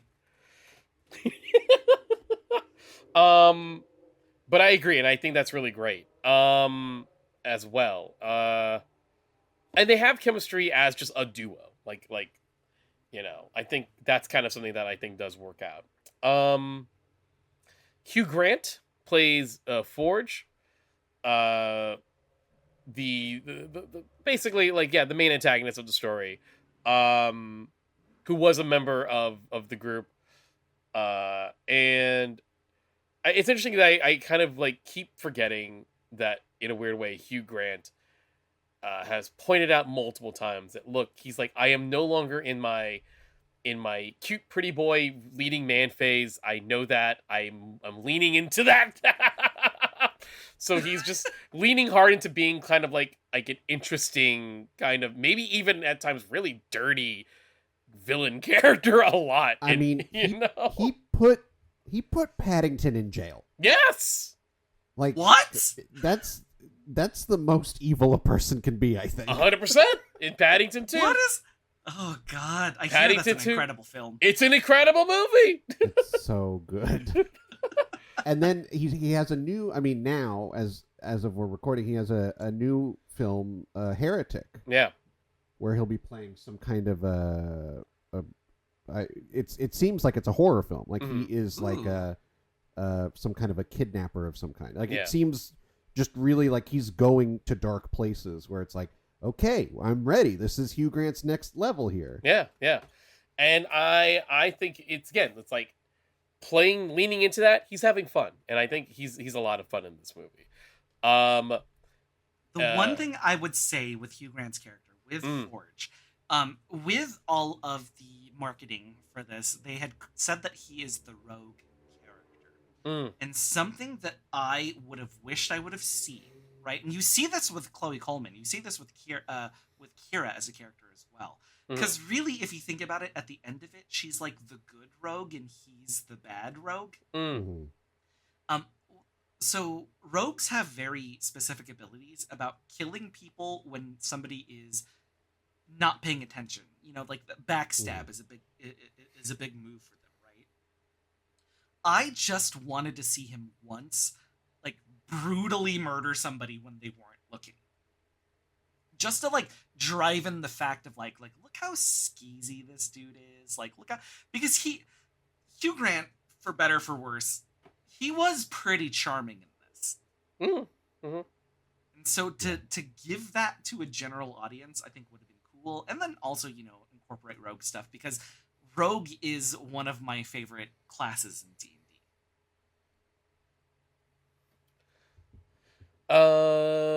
Speaking of Chloe, Keira Darvis, played with Chloe Coleman. And again, I feel like, like part of the whole trying to find family element into the film. It's pretty standard, like, kind of abandonment father storylines. I'm seeing a lot of FYI recently. I feel like I am, like, turning left and right. I am constantly seeing the current, like, trend of storytelling is like children feeling like their parents has abandoned them. I see it here. I see it in Ultraman Rising. I saw it even in, of all places, Beverly Hills Cop Axel F. So it's a weird something's in the air. Parents, maybe talk to your kids. Wait, I just realized, is Chloe Coleman the little girl in My Spy? Correct. Yes. Correct. Is there really a sequel that's coming out for it this year? Also correct. That's what I've heard. Yeah. Also correct. Oh my gosh. Okay, Chloe Coleman is one of those young actresses. Like, I cannot wait to see what she does with the career that she has. I think she was.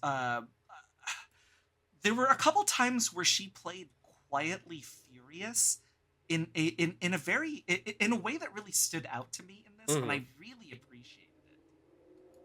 No, I agree. She's. I think she totally works here.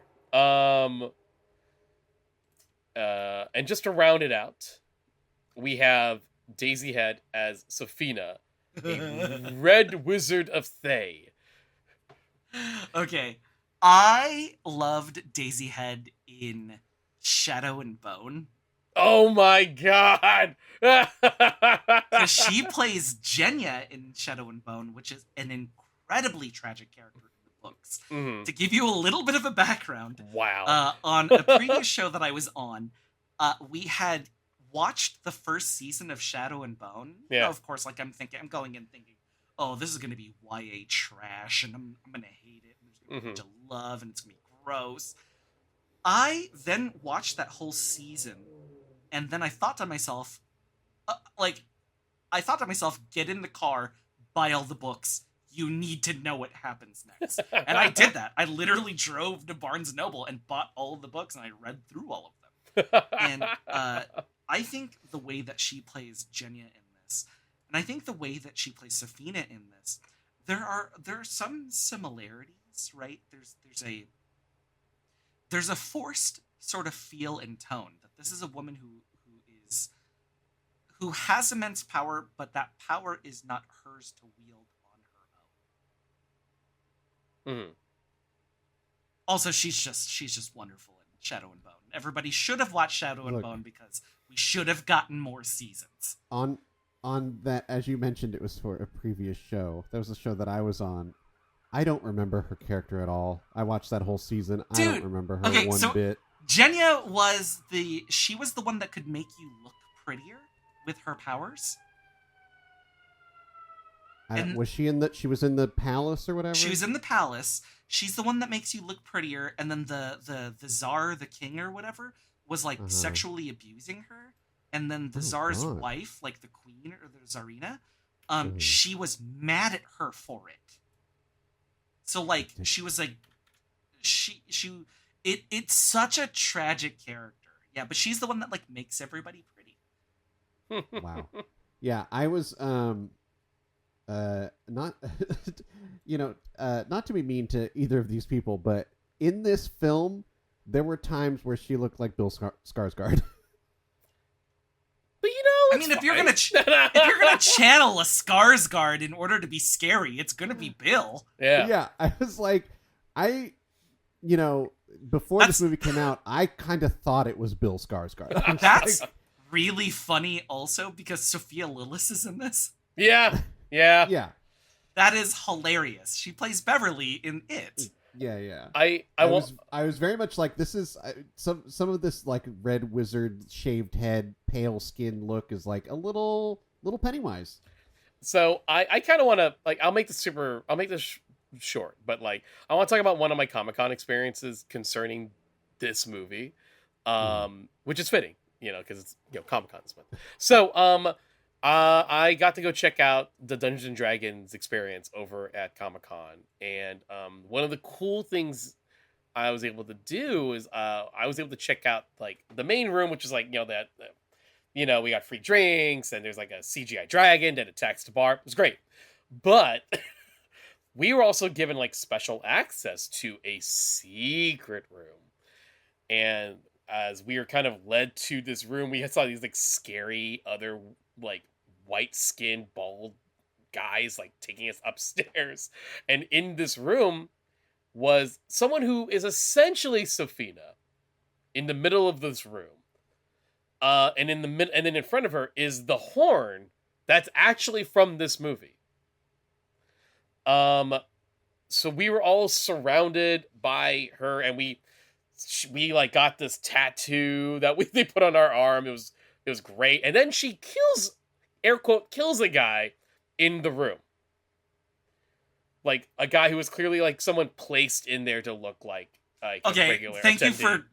you for making that clear. I thought that the actress just killed a man in front of Basically, I would be holding on to like 2 years of a murder. But no, but no, it's like there's a dude they kind of planted to be like a guy like who's just like another attendee, and like they put like this like she like basically pretends like she kills him. There's like this bright light that shows up underneath this table, and like he just falls, like just slams his head onto the table, and we're all just like staring at this. And I still remember like my favorite moment is just like some dude on the other side who slowly wants to start clapping, and his buddy grabs his hand going, no, put it down. let it hang. Let it hang in the air. Okay. So we leave, and it's me, Earl Balon, and my friends Tony and his wife, and we all were standing outside talking about what a wild experience. And then I caught on the corner of my eye, the wizard is now like mingling. She's just mingling with the rest of the people in line. And remember I said, we all got a tattoo, like a little paint tattoo. That's like kind of a symbol of the Red Wizards. And she like sort of sees us in eyesight, and out of nowhere, Earl lifts his arm to show the tattoo. And I'm like, what are you doing? Like I was still in the world. You're a little lost in the sauce. I got a little lost in the sauce. And I was like, telling her, what are you doing? And he's like, I don't know. And like, we're all like going, why'd you do that? Why'd you do? And then she starts walking towards us. Oh, God. And she like looks at us. She puts her hand on, she grabs Earl's arm, puts it down gently, pets the tattoo, and gives him a nod of very good, and walks off. And we're all like, whoever that actress is, someone hire her. She killed- like she's killing it. she's right now. killing it right now. I It's like, going back to because I actually got to do the Dungeons and Dragons experience as well, and I love experiences where they focus on you. yeah, You know, because it's a bunch of sweaty nerds who have like waited outside for hours and hours, and you come inside and you have like 15, 20 minutes inside of there, yeah, and they make it all about how you feel in the experience. yes. So I do have to say that's like top 5, some of my favorite ones. Yeah, agreed. Now, going back to the film.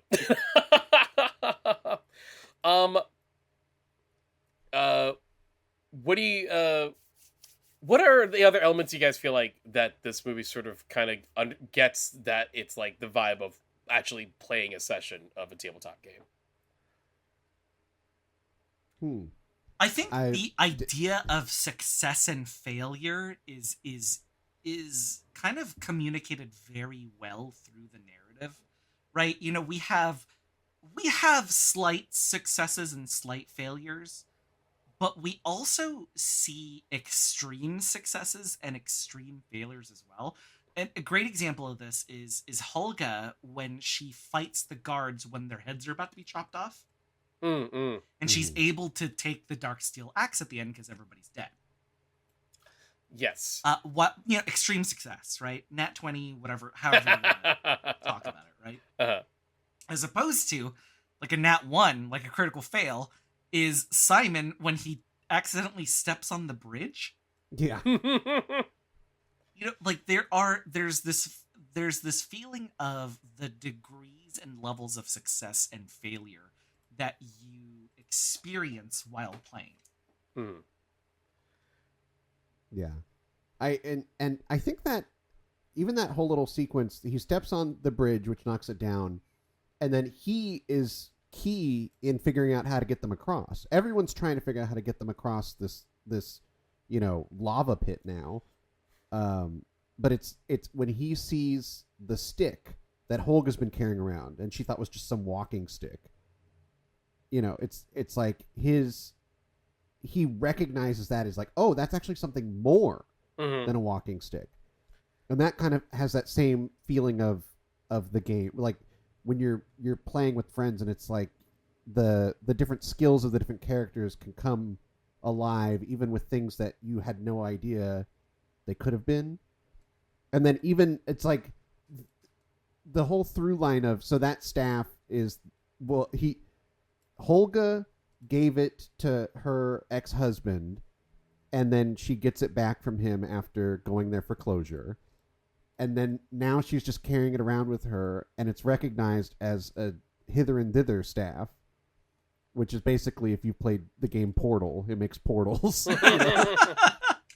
And so they, and even like Simon rattles off, he's like, oh yeah, this should cover the distance. What is that? 500 yards, whatever he says. And it's like, okay, there's rules to the staff, obviously. And then not only do they use it there, it comes up later when they're trying to break into the vault. They use it to break into the vault, which is like when you're, playing these games, it's you use your abilities and skills in different ways together in ways that you weren't expecting. And then even when they break into the vault, that actually isn't what they needed to do. Yeah. Which is like, that's when you're playing these role-playing games, there's always that moment where you're like, okay, we need to get into this room. That'll be key. That'll be the thing that helps us. You get in the room, it doesn't help you. Yeah. You actually needed to go do a totally different thing. But it's okay because that's how the game goes. Like, you figure it out as you go along. And I kind of like that kind of, just this one item in the movie can show you how the game feels. Yes. Yeah, and especially when you have these items and when you have these tactics and strategies, when you think outside of the box. Yeah. One thing that I loved about Edgin as a character, obviously a bard. The one small gripe that I have is I wish that they would have like focused on, like, because there are some bard like abilities that are hilarious and fun, right? Mhm. Like there's one, and I can't remember the name right now, but like literally just like saying something mean to something actually physically damages them. Vicious Mockery. Vicious Mockery. Thank It's you. a great name. It's a great move. It's great. Yeah. And so I wish there would have been a little bit of that, but I think that they show him very much as a jack of all trades. He can help a little bit in every situation, but will not be taking charge of said situations as well. Mm-hmm. And so with that, right, like the idea to think around this, because at the end of it, and Andrew and I, like, we're gonna, it's a big reason why we probably loved a good portion of this film, is a lot of this turned into a heist. Yeah. Yeah. Yeah. But there's like 3 heists. It's great. Yeah, Yeah. multiple It's a heists. string of heists. I do want to say about Edgin though, I don't like that it is it is very much a part of the film that he gets called out as, what do you do? Isn't it? It's Doric Yeah, Doric. who says to him, well, what do you do? And he says, I make the plans. And she says, well, we've got the plan. Now what? He says, then I make more plans. And she's like, so you make bad plans that fail? And I don't like that they did that. I mean, the most of the time when this movie is doing its kind of self-aware, sarcasm, I'm on board. But that's where it loses me, because I don't think that helps the case. And I think, like you're saying, JPG, the if they're gonna make him a bard, which is like pretty clear that's what they wanted to do, they don't lean into that enough to have that feeling. So it is kind of like, for anyone who doesn't know like how these games work, when you're looking at these characters, the rest of them have very clear abilities and attributes. And Edgin kind of doesn't. He's kind of, like you said, he's a jack of all trades, and that kind of makes it, I feel like they didn't need that generic main character, because for a lot of this movie, he's not a generic main character. He has very specific things. But then when he says, well, I make the plans, he falls right back into, I'm the generic main character. It does maybe take it's away. just maybe that's a me problem. So I'm an idiot, and I jump into tabletop RPG discourse all the time on places like Twitter, right? I'm a dummy for doing it. I understand, right? But then also, having, being a part of the space in a little bit more of a public way, there are a lot of people who ask my opinions about this sort of stuff. And one thing, when I was talking about that particular scene, is I think that is the one time there is a misunderstanding about tabletop games themselves. Because mechanics-wise, these designers thought of everything when it comes to making somebody feel special in the moment, right? I'm not talking about just D&D designers. I'm talking about good TTRPG designers just in general. And you will see this in every game, where whatever class you take, whatever subclass you take, you will feel fleshed out, you will feel full as a character, you will feel distinct, right? And I think you're right. This is where they missed the mark in order to because then what I don't want people, and especially the general audience, to take from this is, oh, I can make a character that doesn't matter. Because you literally cannot do that, especially with good game mechanics and with a good storyteller at the helm. Sorry, that's my rant. That's fair. Not a problem. I do want to call out there is one fun cameo in the movie that some folks probably didn't catch, but for a generation who grew up watching a different iteration of Dungeons and Dragons, it's cute that they got a nod. I am talking about the Dungeons and Dragons cartoon show that came out in the 80s, and yes, they have a cameo of sorts in this movie. They show up during the big May sequence, and I cracked up when I realized who they were. See, I loved that, right? Because their costumes are so distinct. Their looks are so distinct. Your eye is automatically drawn to them. So even as a general audience member, you're like, they are somebody. They're making a joke without me understanding it. Right. But there is a third group that runs into the maze. That should have been Ridley and his crew. Yeah, that's true. That would have been funny. That would have been the Marlon Wayans cameo, and then he dies again. Yeah, right? And then it's the joke of, oh, we gotta go resurrect him again. You know, that would have been fun. Side note, I do find it hilarious that when the directors asked, hey, did the cartoon version of the cast make it? Because I want to put something out. I don't think it's actually the guys from the cartoon because they recontextualized one character who's like the young brother of the show, who has like the Viking. He's the barbarian, so he's got the Viking, etc. He's like a legitimate like adult. Is he? In this movie, he's an adult. Oh yeah. So I don't think it's actually them, but they are definitely dressed as them. Oh, 100%. But I don't think it's what if them. they've just been stuck there for the last 40 years? You know what? Also, first off, that's sad. Second off, also possible. But I love that when they ask the directors, like, oh, did they make it? Because if you've seen the film, a good portion of whoever is in this Coliseum dies.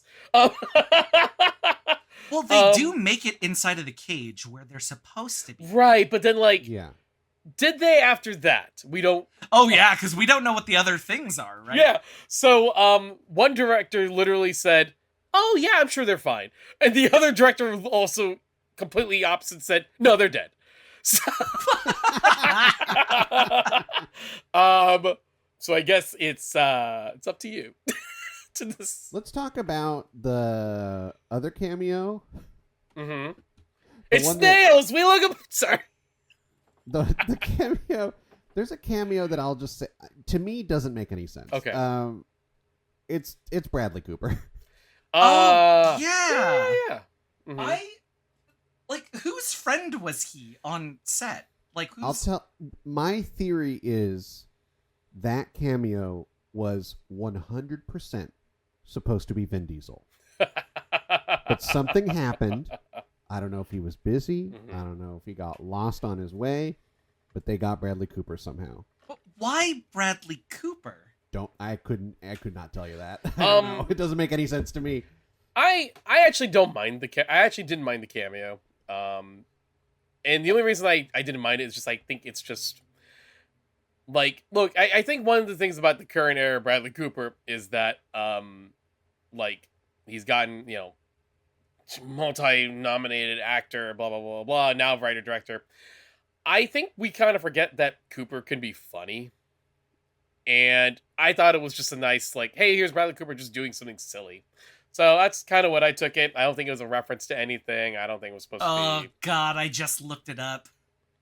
Is there something, though? There is something. All right. Well, lay it out. Okay. So Bradley Cooper and John Francis Daley were on a show in 2005 called Kitchen Confidential. Oh, my God.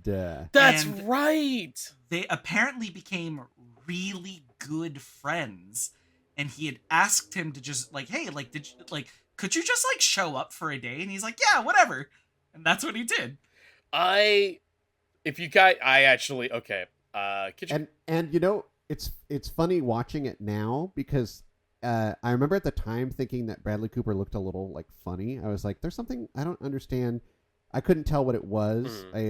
It's the hair. Yeah. But now that once you see Maestro, he's doing a little. It's one of the phases of hair that he goes through in Maestro. Oh, it's funny. he was fully working on that movie and just came over for a day. So yeah, I'll show up. So if you aren't aware, Kitchen Confidential was the show based on Anthony Bourdain's book of the same title. And it was essentially it took out all the really gritty reality of Bourdain's book, and the showrunner was, I believe, Darren Star, who created Sex and the City. So it just turned it into Sex and the City but chefs. So that's That is the best pitch for that show. I've never really wanted to watch that show until your pitch right there. Yeah, you're Oh, really no. selling me on this, Oh Justin. no! Oh no! You're like, it's Sex in no! the City, but with chefs and Oh, no. cooks, and I'm Oh, like, no. oh hell yeah! Oh no! I did this wrong. Nancy Bourdain, I'm sorry. I think John Cho's also in the cast too. He's actually.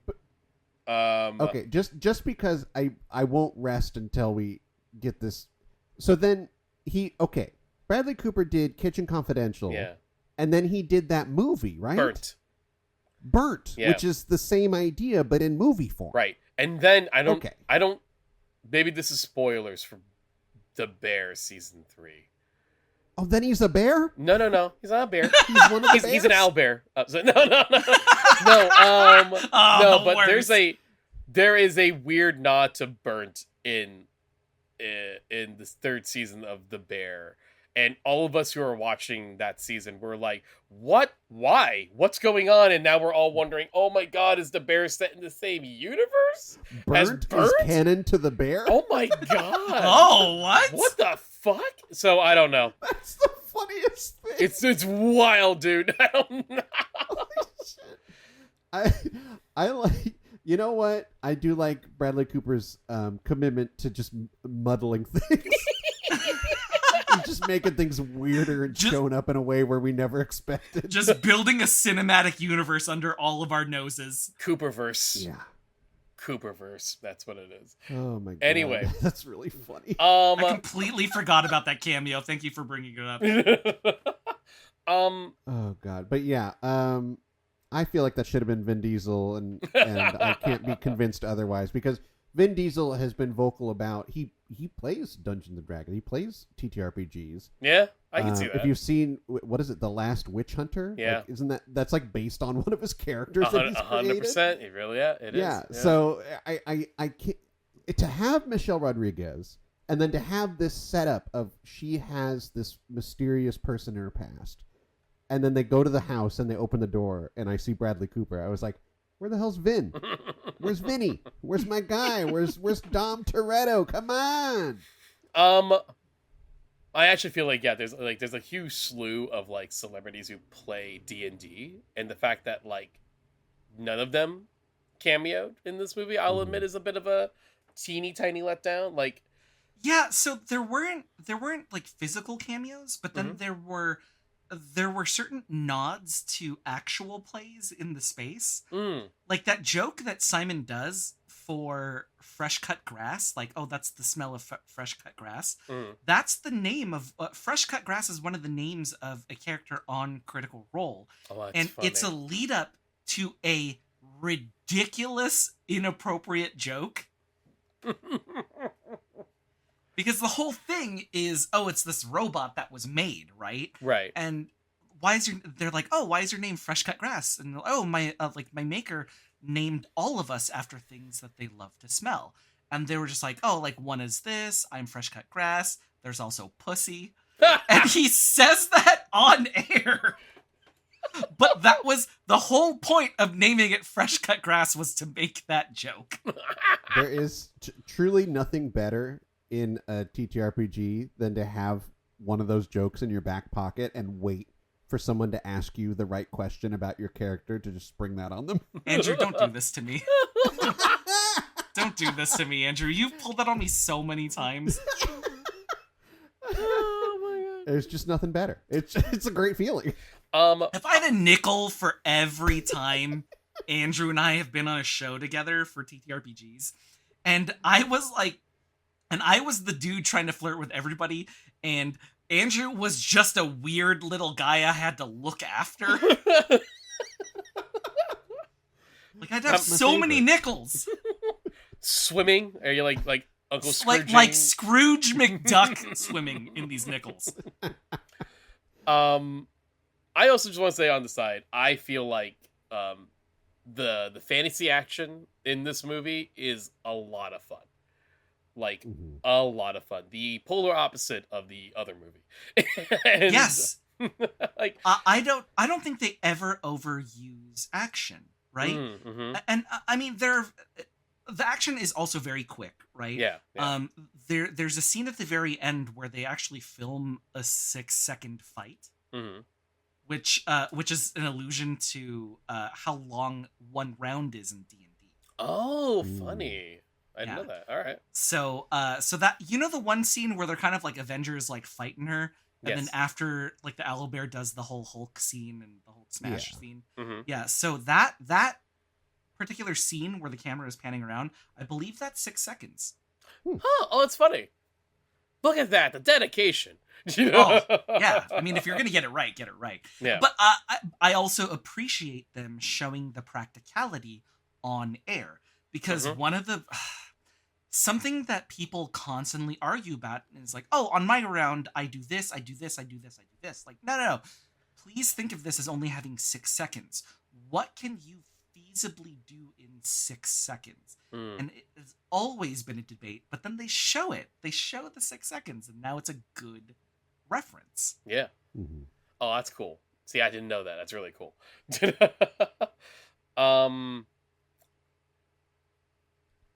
I do want to point out some more similarities. Let's say Mm-hmm. to the 2000 film. Both films do end with well, it doesn't. It's not exactly the ending, but Mhm. you know, Snails dies, and they end with kind of the cliffhanger of we're going to go revive Snails. Yeah. Well, at the end of this movie, Holga dies, and they have to use an artifact to bring her back to life. That's true. Yeah. I know it's a Like- cheesy scene, and I don't Yeah. know what it is about it, but that scene always kind of gets me. Mm-hmm. We've seen a million scenes like this where one of your favorite characters dies, they get resurrected back to life, and a lot of the times I usually don't have that visceral emotional feeling. Mhm. I don't know why, but the 2 times I've seen this film now, it's given me that visceral emotional feeling. I think if I could take a stab at why it works. Please. Hey, that's what got Holga. Don't use that word. Touche. You bringing a red wizard knife for this? What I think why the emotionality works, because it also worked on me again last night too, is that sometimes like just enough visual storytelling and the right dialogue really helps. So I feel like the whole point of the movie, obviously, and it's practically screaming that the whole point of the movie is Ed has to realize he has to let go of the need to resurrect his wife because Kira's real mother is Holga. And what I think works is that all the shots of Holga taking care of Kira throughout the years, and it's quick, but it's a montage, but it's a reminder. And it's not like they're lying to you. That's happened earlier in the film. You saw variations of those scenes in the beginning of the movie. But to really reiterate it and to use the music to kind of help like enhance it and to kind of really let it stay in your brain.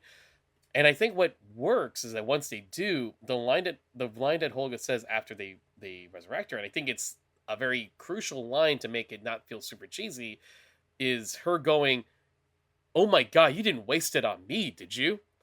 You know? And I think she says that as they're like hugging her.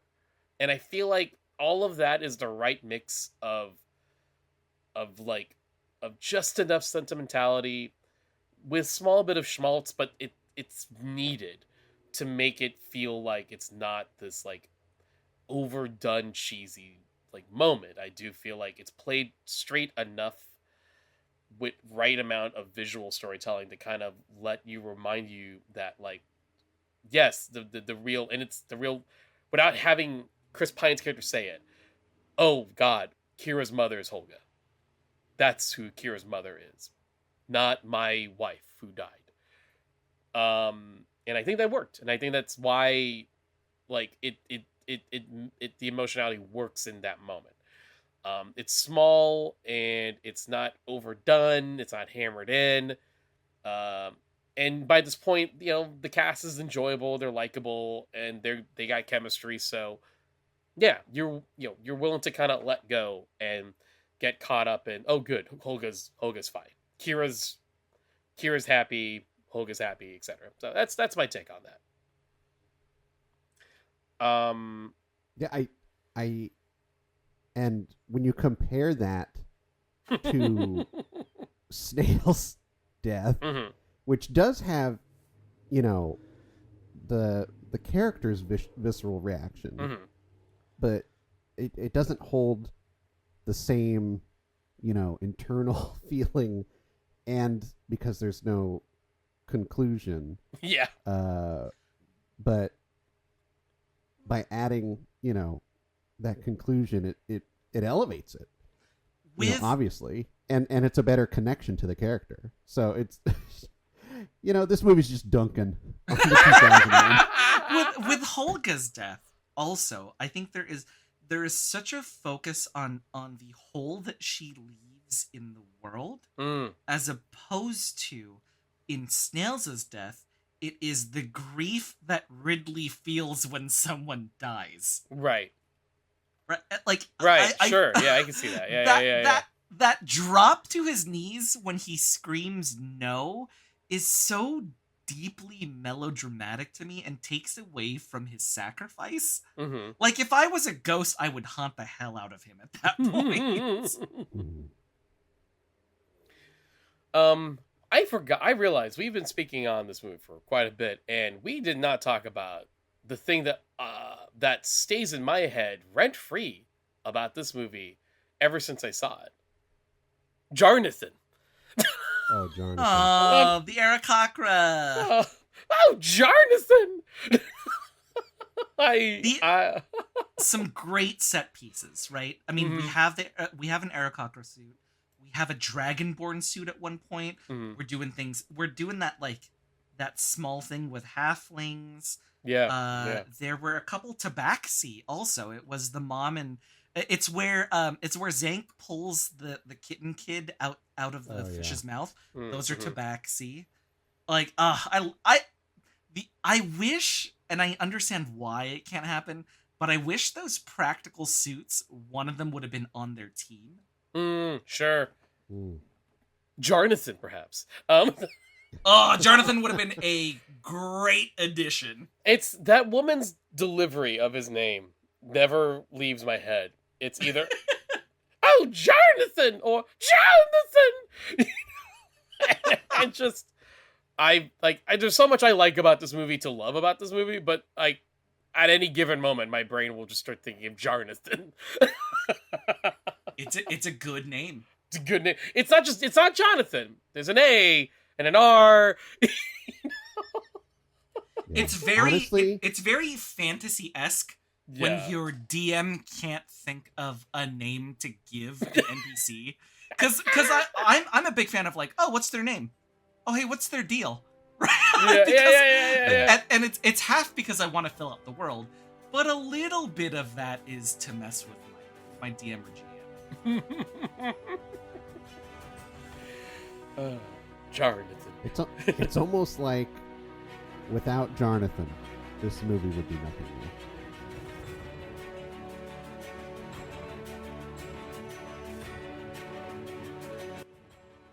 Please rate and review Nothing New, a Remake podcast on your podcast app. You can follow us on Instagram and Twitter at NothingNewPod.